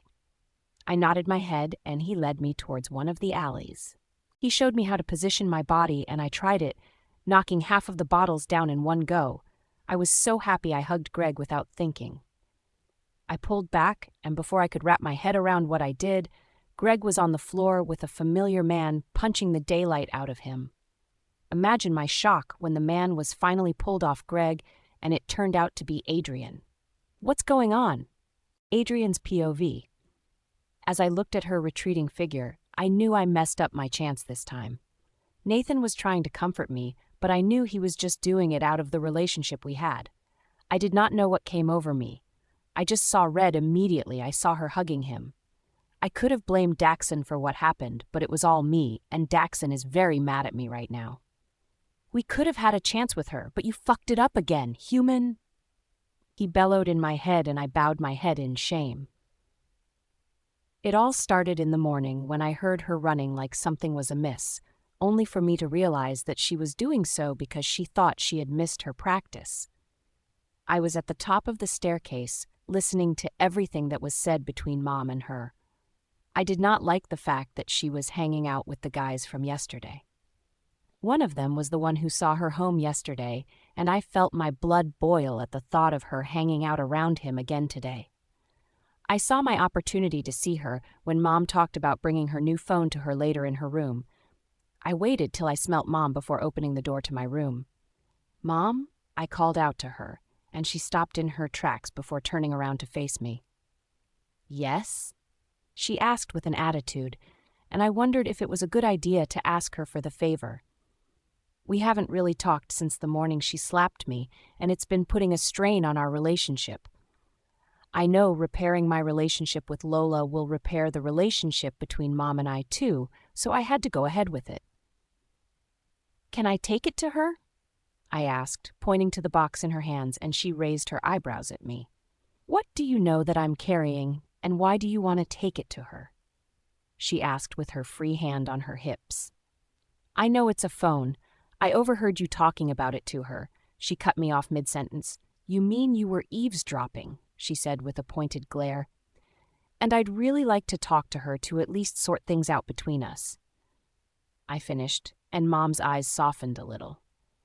"Oh, Adrian, I thought you were not going to come back to your senses. You'd better make things right with her and treat her like the queen that she is, or you'll have me to answer to," she said as she pushed the box into my chest. "Also tell her that she might get a call from Lila. I already texted her new number to her," she said before walking off. Progress. I tried to rein in my nerves before I walked towards her door. I admit that I've never been this nervous since never. Daxon was excited in my head too, and he was hopping about happily. So much for being an alpha wolf. What would I say to her? Will she accept me? Will I be able to make amends with her? These were my thoughts as I knocked on her door. I took a deep breath as I heard her footsteps move towards the door. She opened her door without asking who was there, thinking it was Mom. I had closed my eyes out of nerves before she opened the door. I was so dumbfounded when I saw her in a bathrobe. She looked equally shocked, and her hands instinctively went to her bathrobe to pull it more securely around her body. She looked so innocent in her bathrobe, but the thoughts that were running through my mind were not innocent at all. Daxon wasn't helping matters by making a very vivid description of what might be underneath her bathrobe. I blocked him out and tried to concentrate on not embarrassing myself. Clearing my throat and my head, I pushed the box towards her.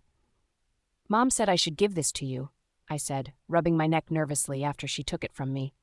"Oh, thank you," she replied in a small voice, her voice adding to the fire that was already burning in my veins. "She said Lila might call you soon. She already texted her with your number," I said, and she nodded her head. I wanted to say more to her, but I didn't know what to say, so I turned and left, cursing myself for being such a coward. I contemplated going back to meet her, but decided against it. I did not want to disgrace myself again. I was still deciding when I heard smaller footsteps than Mom's pad through the hallways. I listened intently and realized it was Lila. It took a while before she finally left again, but without Lola, which meant she was still in her room. I was about to go and see her when her doors opened and she came out, smelling heavenly as always. The fact that she was going out with the same set of people I saw her with yesterday made my blood boil.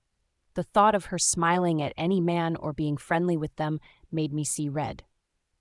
I went downstairs in time to see Lila stand up and move towards her. Lila's eyes and mine met, and her smile got replaced with a frown almost immediately. Knowing that it was going to get on my nerves, she talked about a Greg wanting to see her before dragging her out of the house. I saw red and wanted to go after them, but refrained from doing so. I turned towards my room and mind-linked Nathan. "Hey, man, so you know where Lila is headed?" I asked immediately. I sensed his presence in my head. "An ice cream parlor." "Why do you ask?" he asked. "Because we're going to that same ice cream parlor. Be ready in 10 minutes, bro," I said before closing the mind link. I should have stayed at home, I thought, as the pack ambulance wheeled away the Greg guy. The look in her eyes was the one thing that hurt and haunted me. She looked terrified of me, Lola's POV. I was dumbfounded as the pack medics carried Greg away. I looked towards Adrian with fear in my eyes. Would he go berserk on me too if he doesn't like what I did?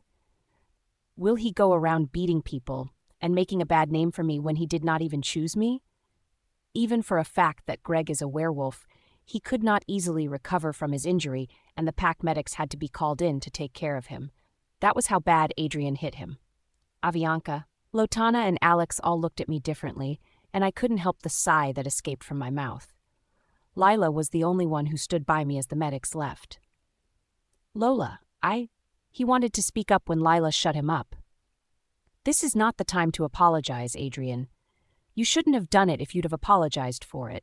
Since she came into this pack, you've caused her nothing but pain and anguish. If you can't fucking make her happy, at least stay the fuck away from her." She screamed in his face before holding my hands and pulling me out of there. I was thinking he'd have her head for speaking harshly to him, but he barely reacted. Nathan stood by him, but he looked like he'd rather go after his own mate. People around gave us different looks, and I'm sure people who did not know I was his mate now did. Lila did not let go of my hand till we reached the car. She entered the car and she took a deep breath before turning towards me. "Are you okay, Lola?" she asked, and I did not know how to answer her question. Was I okay? I nodded my head and she looked like she did not believe me. "You can tell me how you feel, Lola. It's okay not to be okay, don't you know?" she said gently, and that was when my tears broke and I started crying. I wasn't okay. I wasn't fine at all. I wanted to scream at the top of my lungs and kick him till he's down in pain too, but I couldn't. I wanted to be loved by my mate and meet new people that won't regard me as a freak, but my chances are ruined now. Instead, I opted for a simple "I'm not okay." Hey, it's okay. It's fine, baby girl. We should go and check on Greg first, yeah?" I nodded my head at her words and tried to stop my tears from flowing readily. By the time we got to the pack clinic, my heart was threatening to burst out of my chest from being so nervous. What if they do not want to meet me? What if they cast me aside and decide that I'm not worthy of being in their presence? My thoughts were racing miles per hour, and I had to hold my hands tightly because they were shaking. I swear I can feel the gears turning in your head. Don't overthink what might happen or be. I'm sure Greg doesn't hold anything against you, and the rest of the group will eventually come around. It's just time, she said reassuringly before we stepped out of the car into the clinic. We asked about Greg once we entered the clinic, and because it was a pack where almost everybody knew everybody, we were easily directed to where he was. As we got closer, we saw Avianca, Alex, and Lotana coming out of the room he was in. Lotana's eyes hardened immediately she saw me and was about to charge at me when Alexander held her back. "What the fuck do you think you're doing by showing your face here after what you did?" she shouted, and I took a step back from her. I'm sorry, I stuttered out, and she gave out a fake laugh. Sorry? Of course you're sorry. You're not the one lying on the hospital bed because your mate decided to go ballistic on my brother, she shouted again. Brother? Greg is her brother? They look nothing alike. The image of Lotana being held by Avianca and Alex sparked a memory in my head. It was a memory of a younger me crying out for my parents and brother. I never remembered having a brother all my life. The memory was so vivid, it felt like I was witnessing it at that moment. Lotana was still shouting at me, but I couldn't hear what she was saying. Lila was beside me, but I couldn't hear what she was saying either.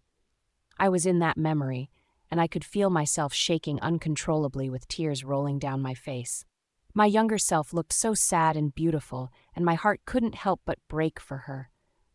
Everything suddenly went quiet, and all I could hear was a buzzing sound in my head. Lila's mouth was moving, but I could not make out what she was saying. What's going on? What's wrong with my body? Why can't I move nor talk? I could see Lotana, Avianca, and Alex run towards me too. There was panic in Lila's eyes, and I wanted to know what made her look so afraid, but I wasn't able to. It was like I was trapped in my own mind. I felt myself being lifted and carried to one of the hospital beds, and I wanted to scream at them that I was okay, but nothing was forthcoming. I was suddenly not in the hospital room anymore. A blinding white light shone onto my face, so I closed my eyes. When I opened them, I was back in the garden where I met the moon goddess. My scars were no longer visible, and I was in a white gown like before. I was about to shout into the garden when a bright light came on in front of me. I could see the shape of a woman in a white flowing gown, but I wasn't able to see her face due to the light that shone from it. Welcome back again, child. Lola's POV. Welcome back, child. The angelic voice from before drifted towards me, and I felt a wave of calmness wash over me. Celine, I greeted her. I felt her moving towards me. It wasn't obvious that she wasn't moving, but she seemed to draw closer to me. Why am I here again? Why did Lila look so scared and every other person seemed to have seen a ghost? In fact, how did I get here? I saw no Serena nor herbs in the hospital. What's going on? I asked her. I was really getting confused and frustrated. Your wolf has been connected to mine since the last time you came to this garden. You're here because Jasmine called out to me, she said, her voice soothing to the ears. Jasmine called out to her? Why did she call out to you? I asked her curiously. We were at the hospital. How could she have called out to her? I suddenly remembered the memory that came to me while I was in the hospital. Was it because of the memory I saw back at the hospital? I asked, and she said, yes. Was that memory real? Did I really have a brother?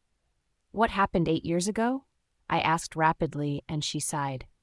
I can't answer all these questions, Lola, she said, and I wanted to scream. You can answer all these questions, Celine. You're the moon goddess. You know everything, and nothing goes by without your prior knowledge or permission. Just tell me everything. I'm tired of being in the dark. I screamed out, but it all came out in a silent and calm manner. I can't even scream out my grievances. Oh, come on. I understand how you feel, Lola, but I don't know everything. There are some things that are beyond me, and it's called fate and destiny. You'll find out everything soon enough, she said gently, and I just wanted to scream. Then what happened to Mom and Dad? Are they with you? Can I see them and my brother too? Can I at least talk to them? I miss them. I whispered the last part, and a year fell from my eyes. I really do miss them. Nothing has gone right for me since I lost them. Maybe they can tell me all that happened if I can talk to them. They can't answer your questions even if you see them, Lola, Celine said as if she had read my mind. But why? I needed answers, and I needed them fast. You'll find out soon, she said. I was about to argue back when I felt myself falling freely like the first time. I felt myself enter my body back at the hospital and opened my eyes with a gasp. At the sound of the gasp, feet pattered towards me, and I was bombarded by questions. I felt overwhelmed by the sudden change in atmosphere and could barely make out who was who and what they were saying. She just woke up. You can't keep asking her questions like that. A familiar voice rang out with authority, and everybody went silent. I was grateful for the silence and used that moment to get myself together. When I could finally take in my surroundings, I saw Jaden, Rose, and Lila with their tear-stricken faces. Also, Avianca and Lotana, who looked so sad and guilty. "The doctor will be here soon," Jaden said to me, and I nodded my head. No sooner had he finished speaking when a balding man in white coat came in with 2 nurses in tow. "Alpha, Luna," he bowed to Jaden and Rose when he entered. "Can everyone leave the room now? We'd like to run some tests on her," as the doctor said, and that was when I looked down and saw that I had changed out of my clothes and was now in a hospital gown. Shit, the person that changed me would have seen all of my scars. "I'm Dr. Cole. How do you feel, Lola?" he asked with a warm smile, and I slowly felt at ease. "I'm fine, doctor," I replied in a small voice. He did some minor checks while his nurses wrote some things down. He moved back and looked at me when he was done. "There's nothing wrong with you, but I'd still keep you here till tomorrow morning to see if any changes might occur. Have a nice day, Lola," he said to me with a smile before he left the room. The door had barely closed when Lila ran inside and immediately came to wrap me in a hug. "Don't scare me like that again," she whispered into my neck, and that was when I realized that she was crying. Hey, I'm sorry, okay?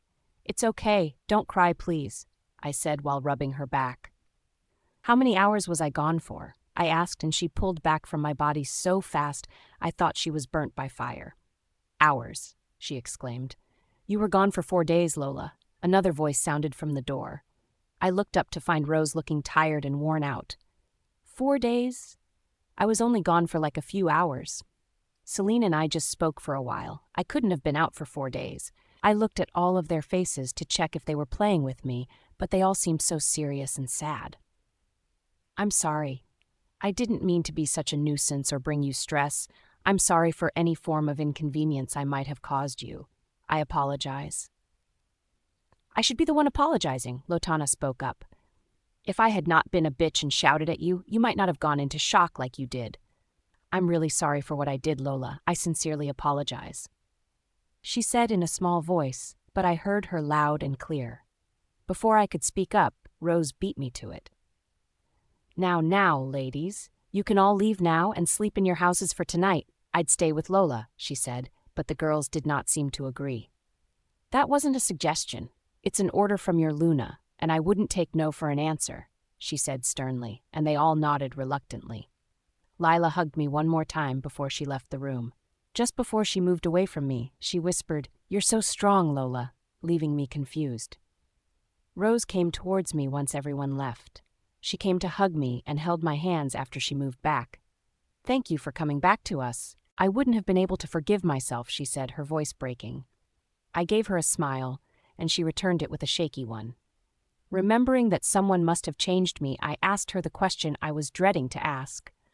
"Who changed me out of my clothes?" I asked, hoping it was her. "I did," she said, and I breathed a sigh of relief. "But the girls saw too." I facepalmed at that sentence. "I guess there's no hiding from them anymore." "But I made them promise not to pester you for what happened." "You'd tell us when you're ready," she said. I nodded at her words. At least I won't have to be so self-conscious around them anymore. We talked for a while before I started yawning. "I'll leave you to get some rest," she said before kissing my cheeks and alecking towards the door. "Rose?" I called, and she looked back, awaiting my question. "And Adrian?" I asked, and her face changed to that of sadness. "He never showed up once." She said it as if it pained her to voice out, and I nodded my head with a smile on my face. "Rest well, Lola," she said before stepping out of the room. After she was gone, I allowed a tear to slide down my cheeks. This is the last time I'd cry over a man that doesn't want me. Adrian will be sorry he treated me this way. I vowed to myself. Lola's POV. The next day, when I was to be discharged, Lila, Avianca, and Lotana were all present. They all doted on me and made sure I did not need anything. After the doctor came into my room and said I could be discharged, Lila gave me some clothes that I could change into. I know that they already know about my battered body, but I did not want to see the pity in their eyes. I took a while in the bathroom to gather my thoughts and composure, forgetting that there were mother hens waiting outside for me. "Lola? Lola?" Lila called out in a panicked voice. Are you okay? Do you need anything? Are you having difficulties doing anything? She called out again when I did not answer her at first. I'm fine, Lila. I'll be out in a moment, I called out to her, and that was when she stopped knocking on the door. I heard them discussing in hushed tones, and I could make out words like Adrian, former pack, protect, and I just knew they were talking about me. I walked out of the bathroom, and they suddenly went quiet. Lila rushed towards me to help me, but I stopped her. I was tired of being treated like I was totally useless. Can you guys please stop all these? I'm not useless. I can do these basic things by myself for the moon's sake. I got out and they all looked surprised. What are you talking about, Lola? Avianca was the one that spoke up. I know you guys saw my scars. I'm not useless because of them. I brought those scars from my former pack and fought my way to this pack covered in them. Please don't act like I'm some fragile porcelain doll. I spoke up, surprised by my words. I looked around the room and they all looked equally surprised at my outburst. Lila was the first one to break out of the daze. I'm sorry, Lola. It's just that even though Nathan said they saw scars on you when you came into the pack, I did not imagine it would be something so much, she said, her voice breaking.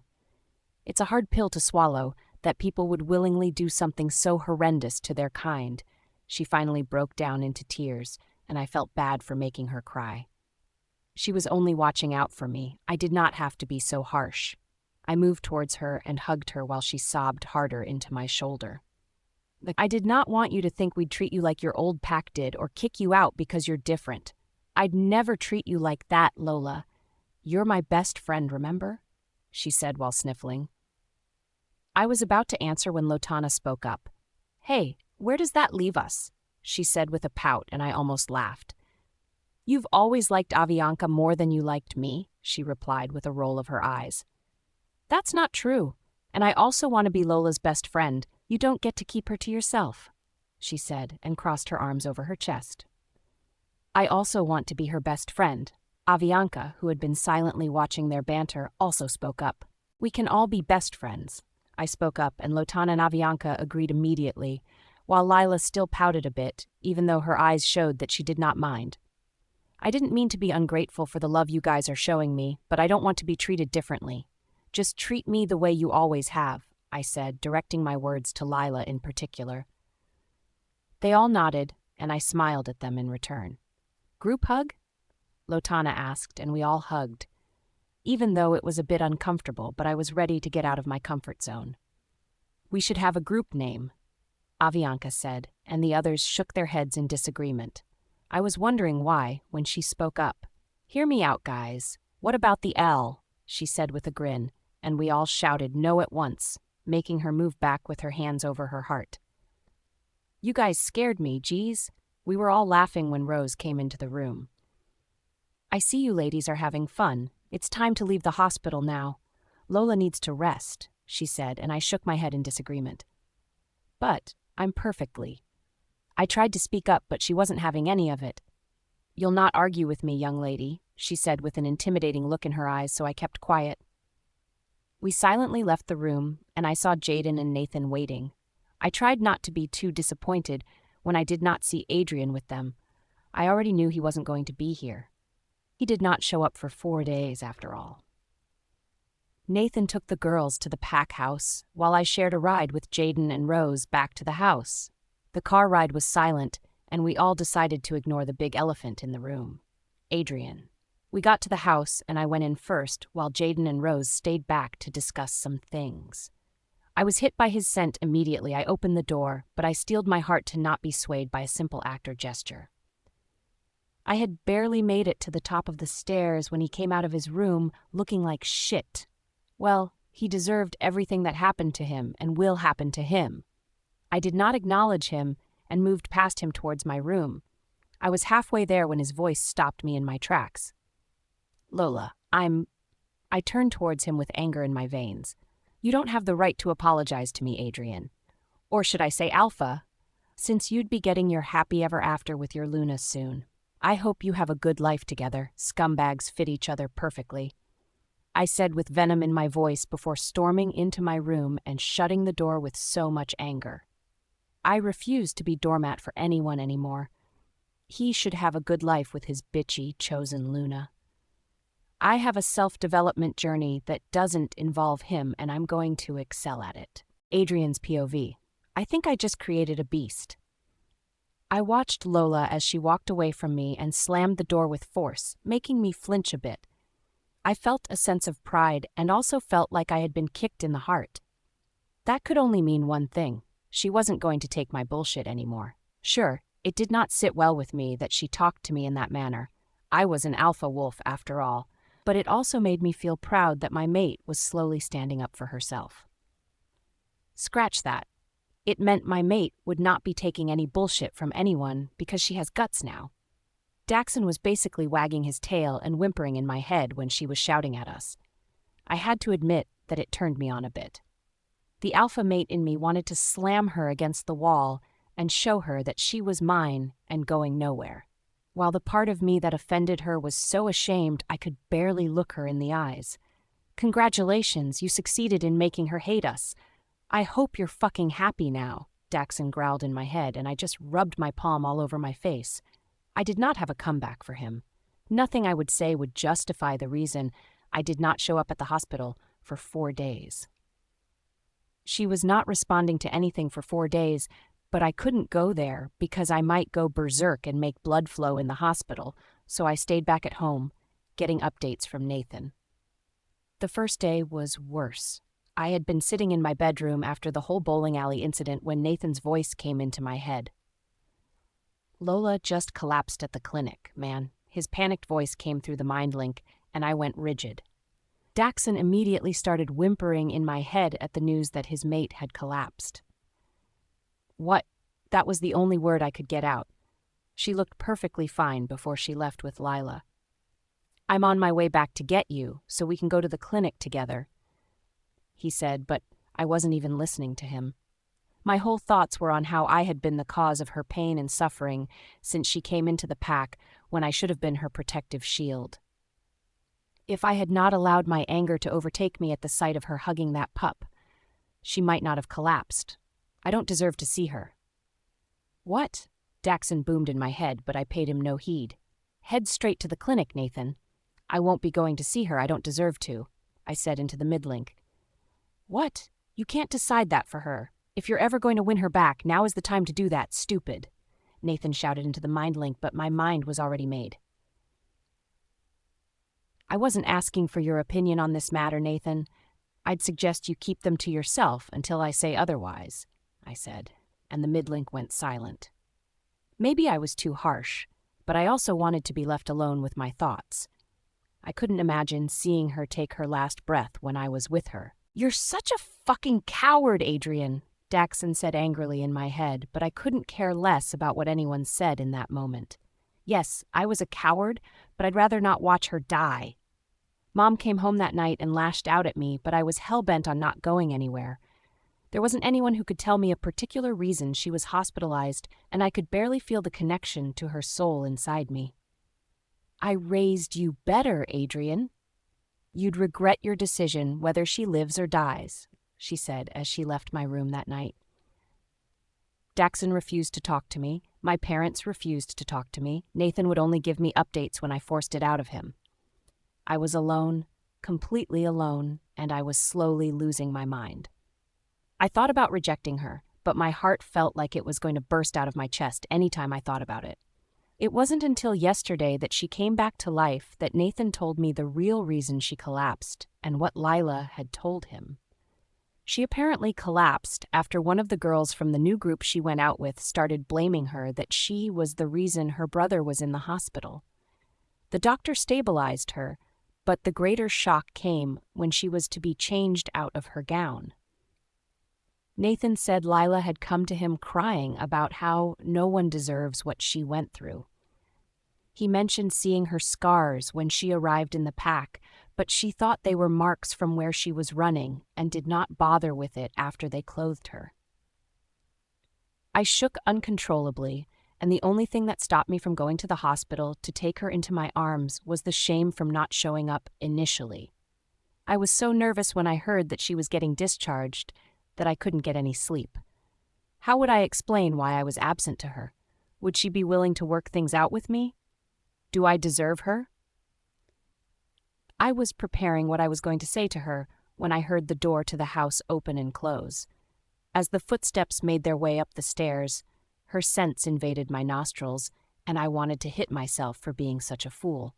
She stopped in her tracks for a while when she saw me, before she made her way towards her room like I did not exist. I wouldn't lie and say it didn't hurt because it did. I was so shocked when she shouted at me. I had created a beast. Lola's POV. It's been a month since I got to Moonlit Pack. Let's just say it's been eventful. Since the day I got back from the clinic and went off like a bomb on Adrian, to be very honest, I was a ticking time bomb. I had not spoken to him till date. It's not like he did not try to speak to me, but I wasn't having it. If he decided to be a dick, he might as well go fuck himself with it. I did not care. But you do. Jasmine interrupted my chain of thoughts, and I would have smacked her if she weren't a part of me. You're so lucky you're a part of me. I'd have smacked the living daylights out of you, girl, I said to her, but she just laughed wolfishly. If you hurt me, you hurt yourself. She snickered at me, and I rolled my eyes. Yeah, Jasmine and I have been more vocal and friendly now. We now communicate more because she's not always sleeping from taking my pain. Save the occasional heartache we get from resisting the bond for a while, we were perfectly fine, and our scars were slowly fading. Rose would give me ointment to apply to my wounds. Turned out that the ointment I applied to my scars a day after Adrian's misbehavior was given to me by him. Little things like that are what made me want to get together with him. But when I remember the reason I had to use the ointment in the first place, I come back to my senses. Training has been going fine with Jaden. I have to say I've been impressed at the rate at which I was growing physically and mentally. Jaden said I'm easily one of the best students he's trained so far, and my head couldn't help but swell whenever he says it. I've gone from basic workout to learning how to fight and spar. I could withstand getting hit now, because I can definitely land a mean hit too. Jaden said I'd soon learn how to fight in my wolf form, but I wasn't ready to show Jasmine to the world. There's always been a reason my parents told me to keep her hidden. I don't think it's a good idea to let her be known to the world now. People still think I don't have a wolf. I don't understand how that's possible. Only the few I told I had a wolf know that I have a wolf. It will be so nice to finally be able to move freely and find the wind in my fur too. Jasmine's voice caked through our mind link and I facepalmed. Stop listening to my thoughts, Jas. I snapped at her, but I felt her roll her eyes at me. I can't help it. You don't put up a block. With that, I blocked her out. Rose had been very helpful, and I was glad I had Lila and her by my side. She had been the mother I never had, and Lila and the girls and I have formed some kind of sisterhood. They've always been supportive. We'd randomly go shopping or go to volunteer in the pack clinic. They said I needed to learn it as the future Luna, and no matter how hard I refused, they'd always drag my ass with them whenever that went. As if on cue, my phone rang, and the caller ID showed that it was Lila. Yeah, I figured how to use it and many more, all thanks to the girls. I picked the call, put it on speaker, and placed it on the bed. And why are you not here yet? She yelled out, and I was glad I did not place the phone close to my ear. My hearing has been so sensitive lately. I pick up even the tiniest of sounds, like the fact that Lila was trimming her toenails as she spoke to me, or that Adrian was turning around restlessly on his bed. Blame the mate bond, please. Geez, girl, I'm almost done dressing up. I'll be with you soon, I lied to her. I wasn't done, but she did not have to know that. Soon? Lola, I know you haven't started dressing yet. I give you 30 minutes to shower and get your ass over here before I come get you myself, she said, and I almost giggled. She knows me so well. I heard the door open from her end of the call and 2 sets of footsteps entered the room. Is that Lola? Is she almost here? Lotana was the one who asked. Pretty sure she hasn't had her bath, Lila replied. You haven't taken your bath when my coming-of-age ceremony is just 4 hours away. You should have been here since morning. We're the all-L, remember? Avianca whined and I laughed. I promise you that I'd be there in 30 minutes. See you soon, guys. Without waiting for a response, I hung up and shot into the bathroom to do my routine. It was a quick shower, and I packed my clothes into a bag so I could go and get ready with the girls. I met Rose on my way out and told her I was going to get ready with the girls. We hugged before I left. I ran the distance from the house to the pack house in less than 5 minutes, barely breaking a sweat nor out of breath. Yay! Jaden would have been proud to see that. I was greeted by Jace and his mate, Greg, as I entered the pack house. Yeah, that same Greg. Who would have thought? Hi, gorgeous. Been a while since I saw you. He greeted me cheerfully and tried to leave Greg, who was holding on to him like a lifeline, to come and greet me, but Greg wasn't having any of it. Hey, lovebirds, it's good to see you guys too. Especially you, Greg. I teased, and he became as red as a tomato. Hi, Lola, he greeted back shyly before grasping onto Jace more. I swear they're inseparable anytime I see them. I was about to leave when Alex came in too.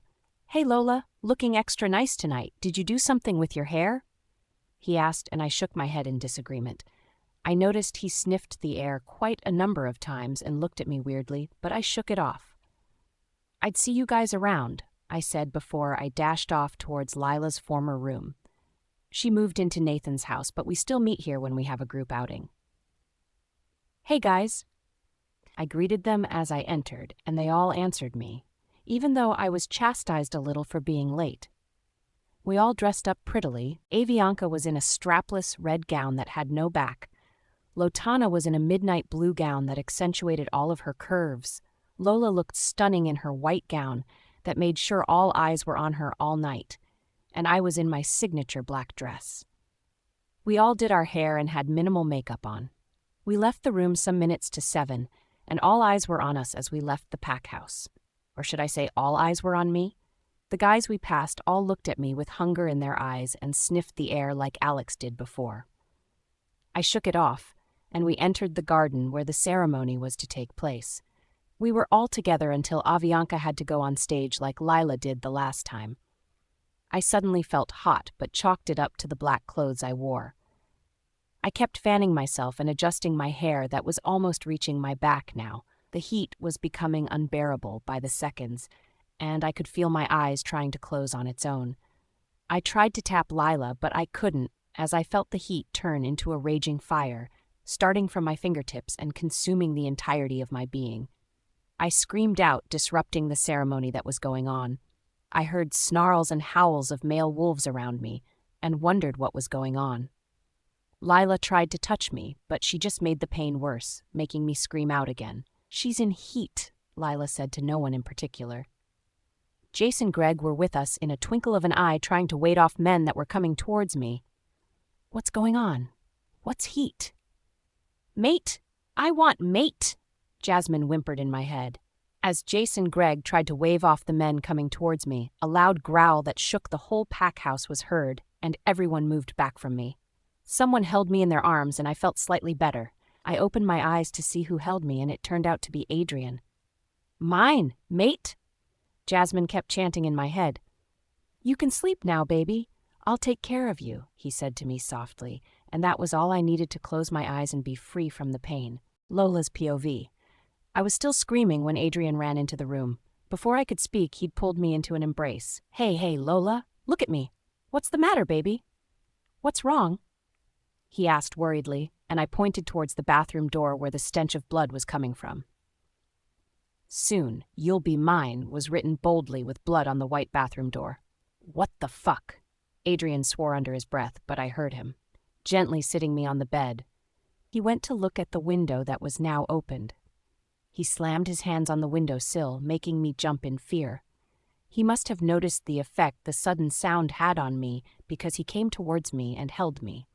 Are you cold? He asked, and that was when I realized that I was shaking. I remembered that I was in my towel and tried to make myself smaller, but he wasn't having any of it. He pulled me closer to him like he was trying to shield me, and I felt safer than I'd ever been. I understand that you might not want to be alone now, but you need to change your clothes so we can leave here before Dad and some warriors get here, he said, still holding on to me tightly. I nodded my head, and he let me go. You can go ahead to change in the bathroom. I'll stay here. I can't risk any body coming into this room again, he growled lowly, but I know the anger wasn't directed at me. I picked the clothes and hurriedly went to change into them in the bathroom. The clothes surprisingly fitted me perfectly, and it was also comfortable. I walked out to see Adrian seating there with a glazed eye, indicating that he was Simune invading though the mind link. "I'm sorry I ruined breakfast for us," I apologized, and his hard eyes softened a bit. "No, I'm sorry for not being able to stood this madness from happening. You must have been startled. Are you okay, baby?" he asked, worry evident in his eyes. Was I okay? No, I wasn't, but he did not have to know that. Just when I was trying to get my life together, someone shows up threatening to make me theirs, and I was supposed to be okay? "Yeah, I'm fine," I nodded. He saw through my lie, but did not push further, which I was thankful for. He looked like he was about to talk when cars pulled up in front of the cabin. Adrian stood up and held my hands by the wrist before pulling me out with him. I was engulfed in hug by Lila and Rose once I got out of the cabin. "Why are you here?" I asked in surprise. I wondered what they were told that made them come for me on such notice. "What do you mean, why?" Rose asked in astonishment. "Girl, we heard you were in shock, so we're here to take you to the pack doctor." Lila rushed out. I almost did not hear her with how fast she was. "He'd have come with us, but he had some issues to take care of today at the clinic," Rose piped in. "Did you find anything, son?" Jaden asked Adrian, who shook his head. "Just multiple footprints. They must have masked their scent because I sniffed the air, and I couldn't make out anything. It wasn't until I went into Lola's room that I smelled the blood. It must have been some kind of magic," he explained. "Was I the only one that was able to smell what their scent was like?" I wanted to talk, but I kept it to myself. My senses must be playing tricks on me. If the Alpha King couldn't sniff them out, who am I to pipe in?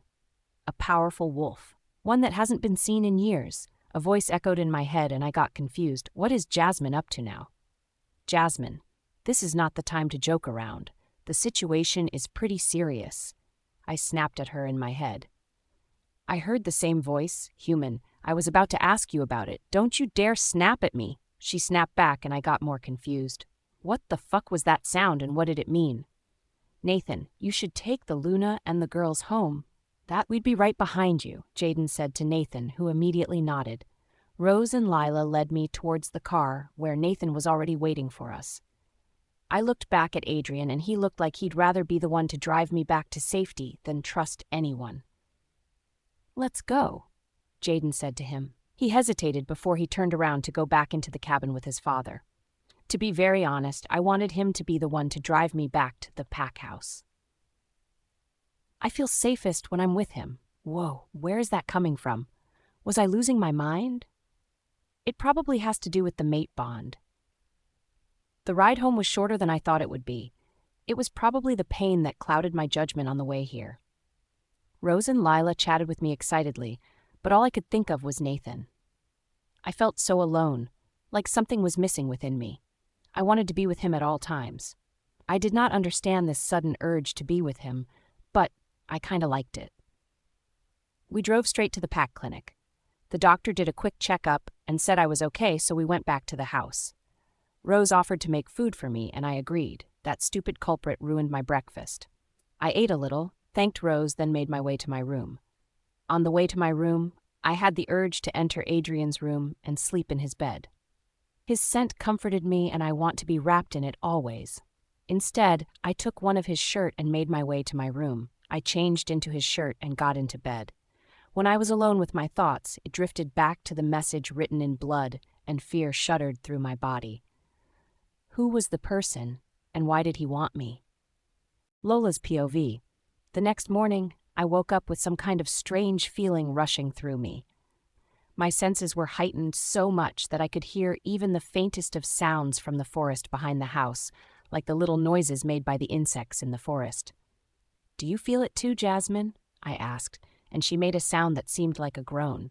"Can you try not to scream next time, please?" She groaned again. "I think I have it worse, because I'm your wolf side." "What do you think is happening?" I asked her in a whisper. I did not want to hurt her if I could avoid it. If I knew, I wouldn't be in so much pain. "It's a lot to get used to," she murmured before she went silent. She was right. It was a lot to take in. I could hear Adrian's even breathing in his room. I could hear the clanking of plates and Rose's gentle singing. I could hear the sound of the newspaper that Jaden was flipping from the living room. I closed my eyes and took a deep breath, hoping that it was a malfunction of my body that will go once I open my eyes. I opened my eyes, but it just got more overwhelming. My phone suddenly rang, and I had to cover my ears to reduce the shrill sound. Even Jasmine growled a little in my head at the sudden sound. I checked the phone, and Lila's name was on the screen. I mentally prepared myself before picking up the call. "Hey, Lola." Her loud voice came through the phone, making Jasmine growl again in my head. I resisted the urge to snarl at her and took a deep breath. "Hey, Lila, can you please lower your voice? I have a huge headache right now." I partially lied to her. Well, I did not want to tell her what was going on with me without fully knowing what's wrong with me. "Oh, I see. I'm so sorry," she whispered. "I wanted to invite you to a gathering that's happening at the Pack orphanage today, but it seems you won't be able to make it. I was thinking you could inspire them since you told us about your background, too." She took a deep breath, after that, probably thinking she had offended me. "You know you were supposed to tell me before making me volunteer for such a thing, right?" I asked her, and she took a deep breath. "I'm sorry. I was going to tell you because I just signed up for it the day Avianca turned 18. But then what happened, and I wasn't able to tell you again. And then it is today, and I did not want to turn them down. And can you please come for a little while?" She rushed out in her loud voice again, and I groaned in pain. "Oh, I'm so sorry. It's going to be a short event. I promise it won't take long," she whispered, and I sighed. "Fine, I'll come, but I'm not going to stay for long," I said, and she screamed in excitement. "Lila!" I whined, and she quickly apologized. "The event is by 12 p.m. Please be here by 11, she pleaded. I checked the time, and it was just 8 in the morning. "Fine, I'll be there. You're lucky I like you, Lila," I said as she blew me a kiss. "I love you too. See ya." And with that, the line went silent. I flopped back on my bed and laid in a starfish position. I guess I have to go out today. I got up, brushed my teeth, and washed my face before going downstairs to assist Rose. Since the incident with Greg, Rose barely allows me to help her with anything in the house, and if I ask her why, she'd just ignore, so I stopped asking. "Good morning, Rose," I greeted as I entered the kitchen. The clanking of pans and her humming intensified my headache, and I had to hold my head to steady myself. Rose noticed it and ran towards me. "Hey, Pumpkin, you okay?" she asked worriedly. I forgot to tell you guys that she'd been calling me pet names and treated me like her own. I wouldn't be surprised if she asked me to call her Mom. "My senses are heightened this morning. It must have been due to the shock yesterday," I replied in a faint voice before giving her a smile. She did not look convinced, but led me to the kitchen stools and sat me on one of them. "You should eat and then lie down a bit more," she said, sorry evident in her eyes, and I felt bad for being the one that made her have the look in her eyes. "It's fine, really. I have to attend a gathering at the orphanage today, and I promised Lila that I'll be there," I told her with a tired smile. "I can have the whole meeting rescheduled if you're feeling a bit under the weather." I shook my head at her statement. "No, please. I'm sure I'd be fine once I see my friends and have fun a bit." I hoped I had somehow convinced her, and sent a quick thanks to the moon when she did not argue any further. I ate as much as I could, thanked Rose for the food, and left for my room. I washed my hair and body and got dressed in a cute top and blue jeans. I combed through my hair, applied lip gloss, and made my way to the venue after bidding Rose goodbye.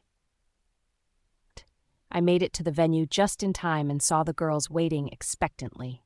Lila's eyes lit up when she saw me, and they dragged me over to our designated seat. It was almost time for me to give my talk, and my palms were sweaty, and I was a bit jittery.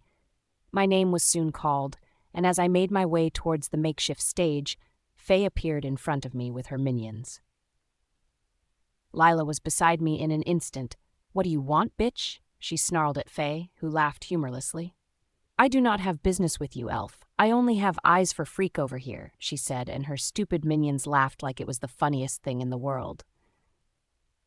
"What do you want?" I asked coolly.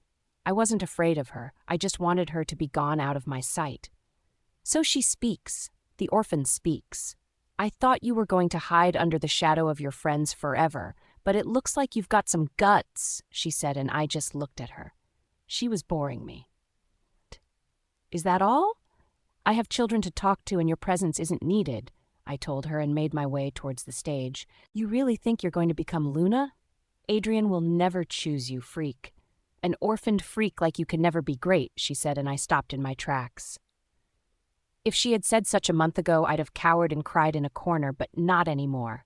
I turned towards her, and she looked taken aback by the momentum before masking it. What did you just say? I asked, and she smirked before talking. I said an orphaned freak like you can never be Luna because Adrian will never choose you, she repeated. Hell no, she shouldn't have. Jasmine growled in my head and had taken over my body before I could resist. I heard a few people around us gasp, but my focus was on the bitch in front of me. Before I could comprehend what was going on, she had been flung to the other side of the room, and everyone let out a collective gasp. I took control of my body back, and Lila was beside me in an instant. Before I could ask her what happened, I had been pulled into a world of darkness. Lola's POV. I opened my eyes and I was back in that garden again. With the rate at which I showed up in this garden, I might as well stay there permanently. I looked around expecting to see the bright light and hear the moon goddess's voice, but what I saw left me in awe. Walking majestically towards me was a magnificent silver wolf with blue and golden eyes. The wolf looked familiar and had a striking resemblance to Jasmine, but I was so sure Jasmine was a white wolf, so I canceled it out. Celine? I called out and a scoff sounded in my head. Seriously, Lola, how do you not recognize your own wolf? The voice sounded again in my head, and I was wowed. Jasmine, you look completely different. Wow, you look totally amazing, I gushed, and she held her head high in a form of pride, making me laugh. I know you've always been gorgeous, but you look 10 times more beautiful than I remember. I said, and she laughed. Tell me about it. Up until Faye got me angry, I was just a white wolf with specks of silver. I'm totally loving my fur. Girl, she said in my head as she walked around elegantly. Why do you think we're here, though? I asked her, and she shook her head like she was saying she had no idea. I was about to say something else when the bright light that accompanies the moon goddess shone. Welcome, my children, her angelic voice rang through the garden. Celine, I greeted, and Jasmine bowed her head in greetings. I'm so proud of you two. You've come a long way and have shown that you are ready for the prophecy that you were chosen for. She spoke calmly, and I got more confused. Chosen? Prophecy? What's going on? Prophecy? What prophecy? I questioned. I shared a look with Jasmine, and she looked confused too. You're going to find out soon enough. Now it's time, she spoke gently. The wind around us became still. I was wondering what was going on when my limbs felt like they were being broken and replaced again. I opened my mouth in a silent scream, and Jasmine howled in pain in my head. What's going on? I managed to voice out. The next step in your journey of self-discovery, her gentle voice echoed in the still garden. Fire consumed my entire body, and I closed my eyes and waited for the pain to pass. When I finally opened my eyes, all I saw was darkness, but I could hear a beeping sound around me. I was confused and scared. Did I go blind? Am I in a kind of place where souls who have lost their way stay? A lot of thoughts crossed my mind as I tried to open my eyes to no avail. I could hear voices too. I know Adrian's voice too well to miss it. He was saying things that were not audible enough for me to make out what he was saying. I heard Rose too, and she seemed to be crying. I wanted to tell them that I was fine, but I was stuck in that dark place. Jasmine, Jasmine, I called out frantically. She seemed to be in pain too when we were in the garden. Sometimes you need to learn when to pipe down. Her voice rang in my head, and I breathed a sigh of relief. What do you think is going on? I can hear beeping sounds all around me, but I can't seem to open my eyes, I whined to Chelsea. Maybe you should try again, she said weakly, and I nodded my head before trying to open my eyes. This time around, they opened. My mistake was opening them too fast because the light stung my eyes and I groaned out in pain, drawing attention to myself. It was Adrian that came to me first. Are you okay, baby? Do you need anything? The doctor is on his way. What do you want me to get you? He asked worriedly. While I was glad that he cared enough about me, his voice was giving me a headache. My senses were still sensitive, in fact, more sensitive than they were before I lost consciousness. Without opening my eyes, I croaked out, "Water, please." A cup was lifted to my lips moments later, and I gulped down the contents of the cup in one go. "Baby, are you good now?" Adrian's voice reached my ears, and I nodded. I felt like I just woke up from a deep sleep. Nothing was actually wrong with me. I did not feel pain anywhere either, so I guess that means I was okay. "Open your eyes, baby. Look at me, please," Adrian worriedly said. I peeled my eyes open and heard Rose gasping. Even Adrian looked dumbfounded. I was about to ask what happened when the doctor walked in with his nurses. He looked surprised too, but he masked it quickly. He walked towards me, did checkups before saying that I could be discharged that day. After he left, I had to change into casual clothes so we could go home. I refrained from asking the questions on the tip of my tongue I was going to ask later. Rose offered to help me get changed, but I assured her that I could do it on my own and made my way to the bathroom. I was shocked by what I saw in the mirror. A completely white-haired girl with glowing blue and golden eyes stared back at me in the mirror. I totally have the exact shade of eyes as Jasmine. Her right eye was my left eye, and vice versa. The greatest shock came to me when I removed the hospital gown and looked at my skin in the mirror. It was totally flawless, like I had never had a scar on it before. My back was all free from scars. My whole body was clean and looked milky. I had not seen my skin so clear since Mom and Dad passed away. Going into the shower, Celine's words keep ringing in my head. What was I chosen for and why?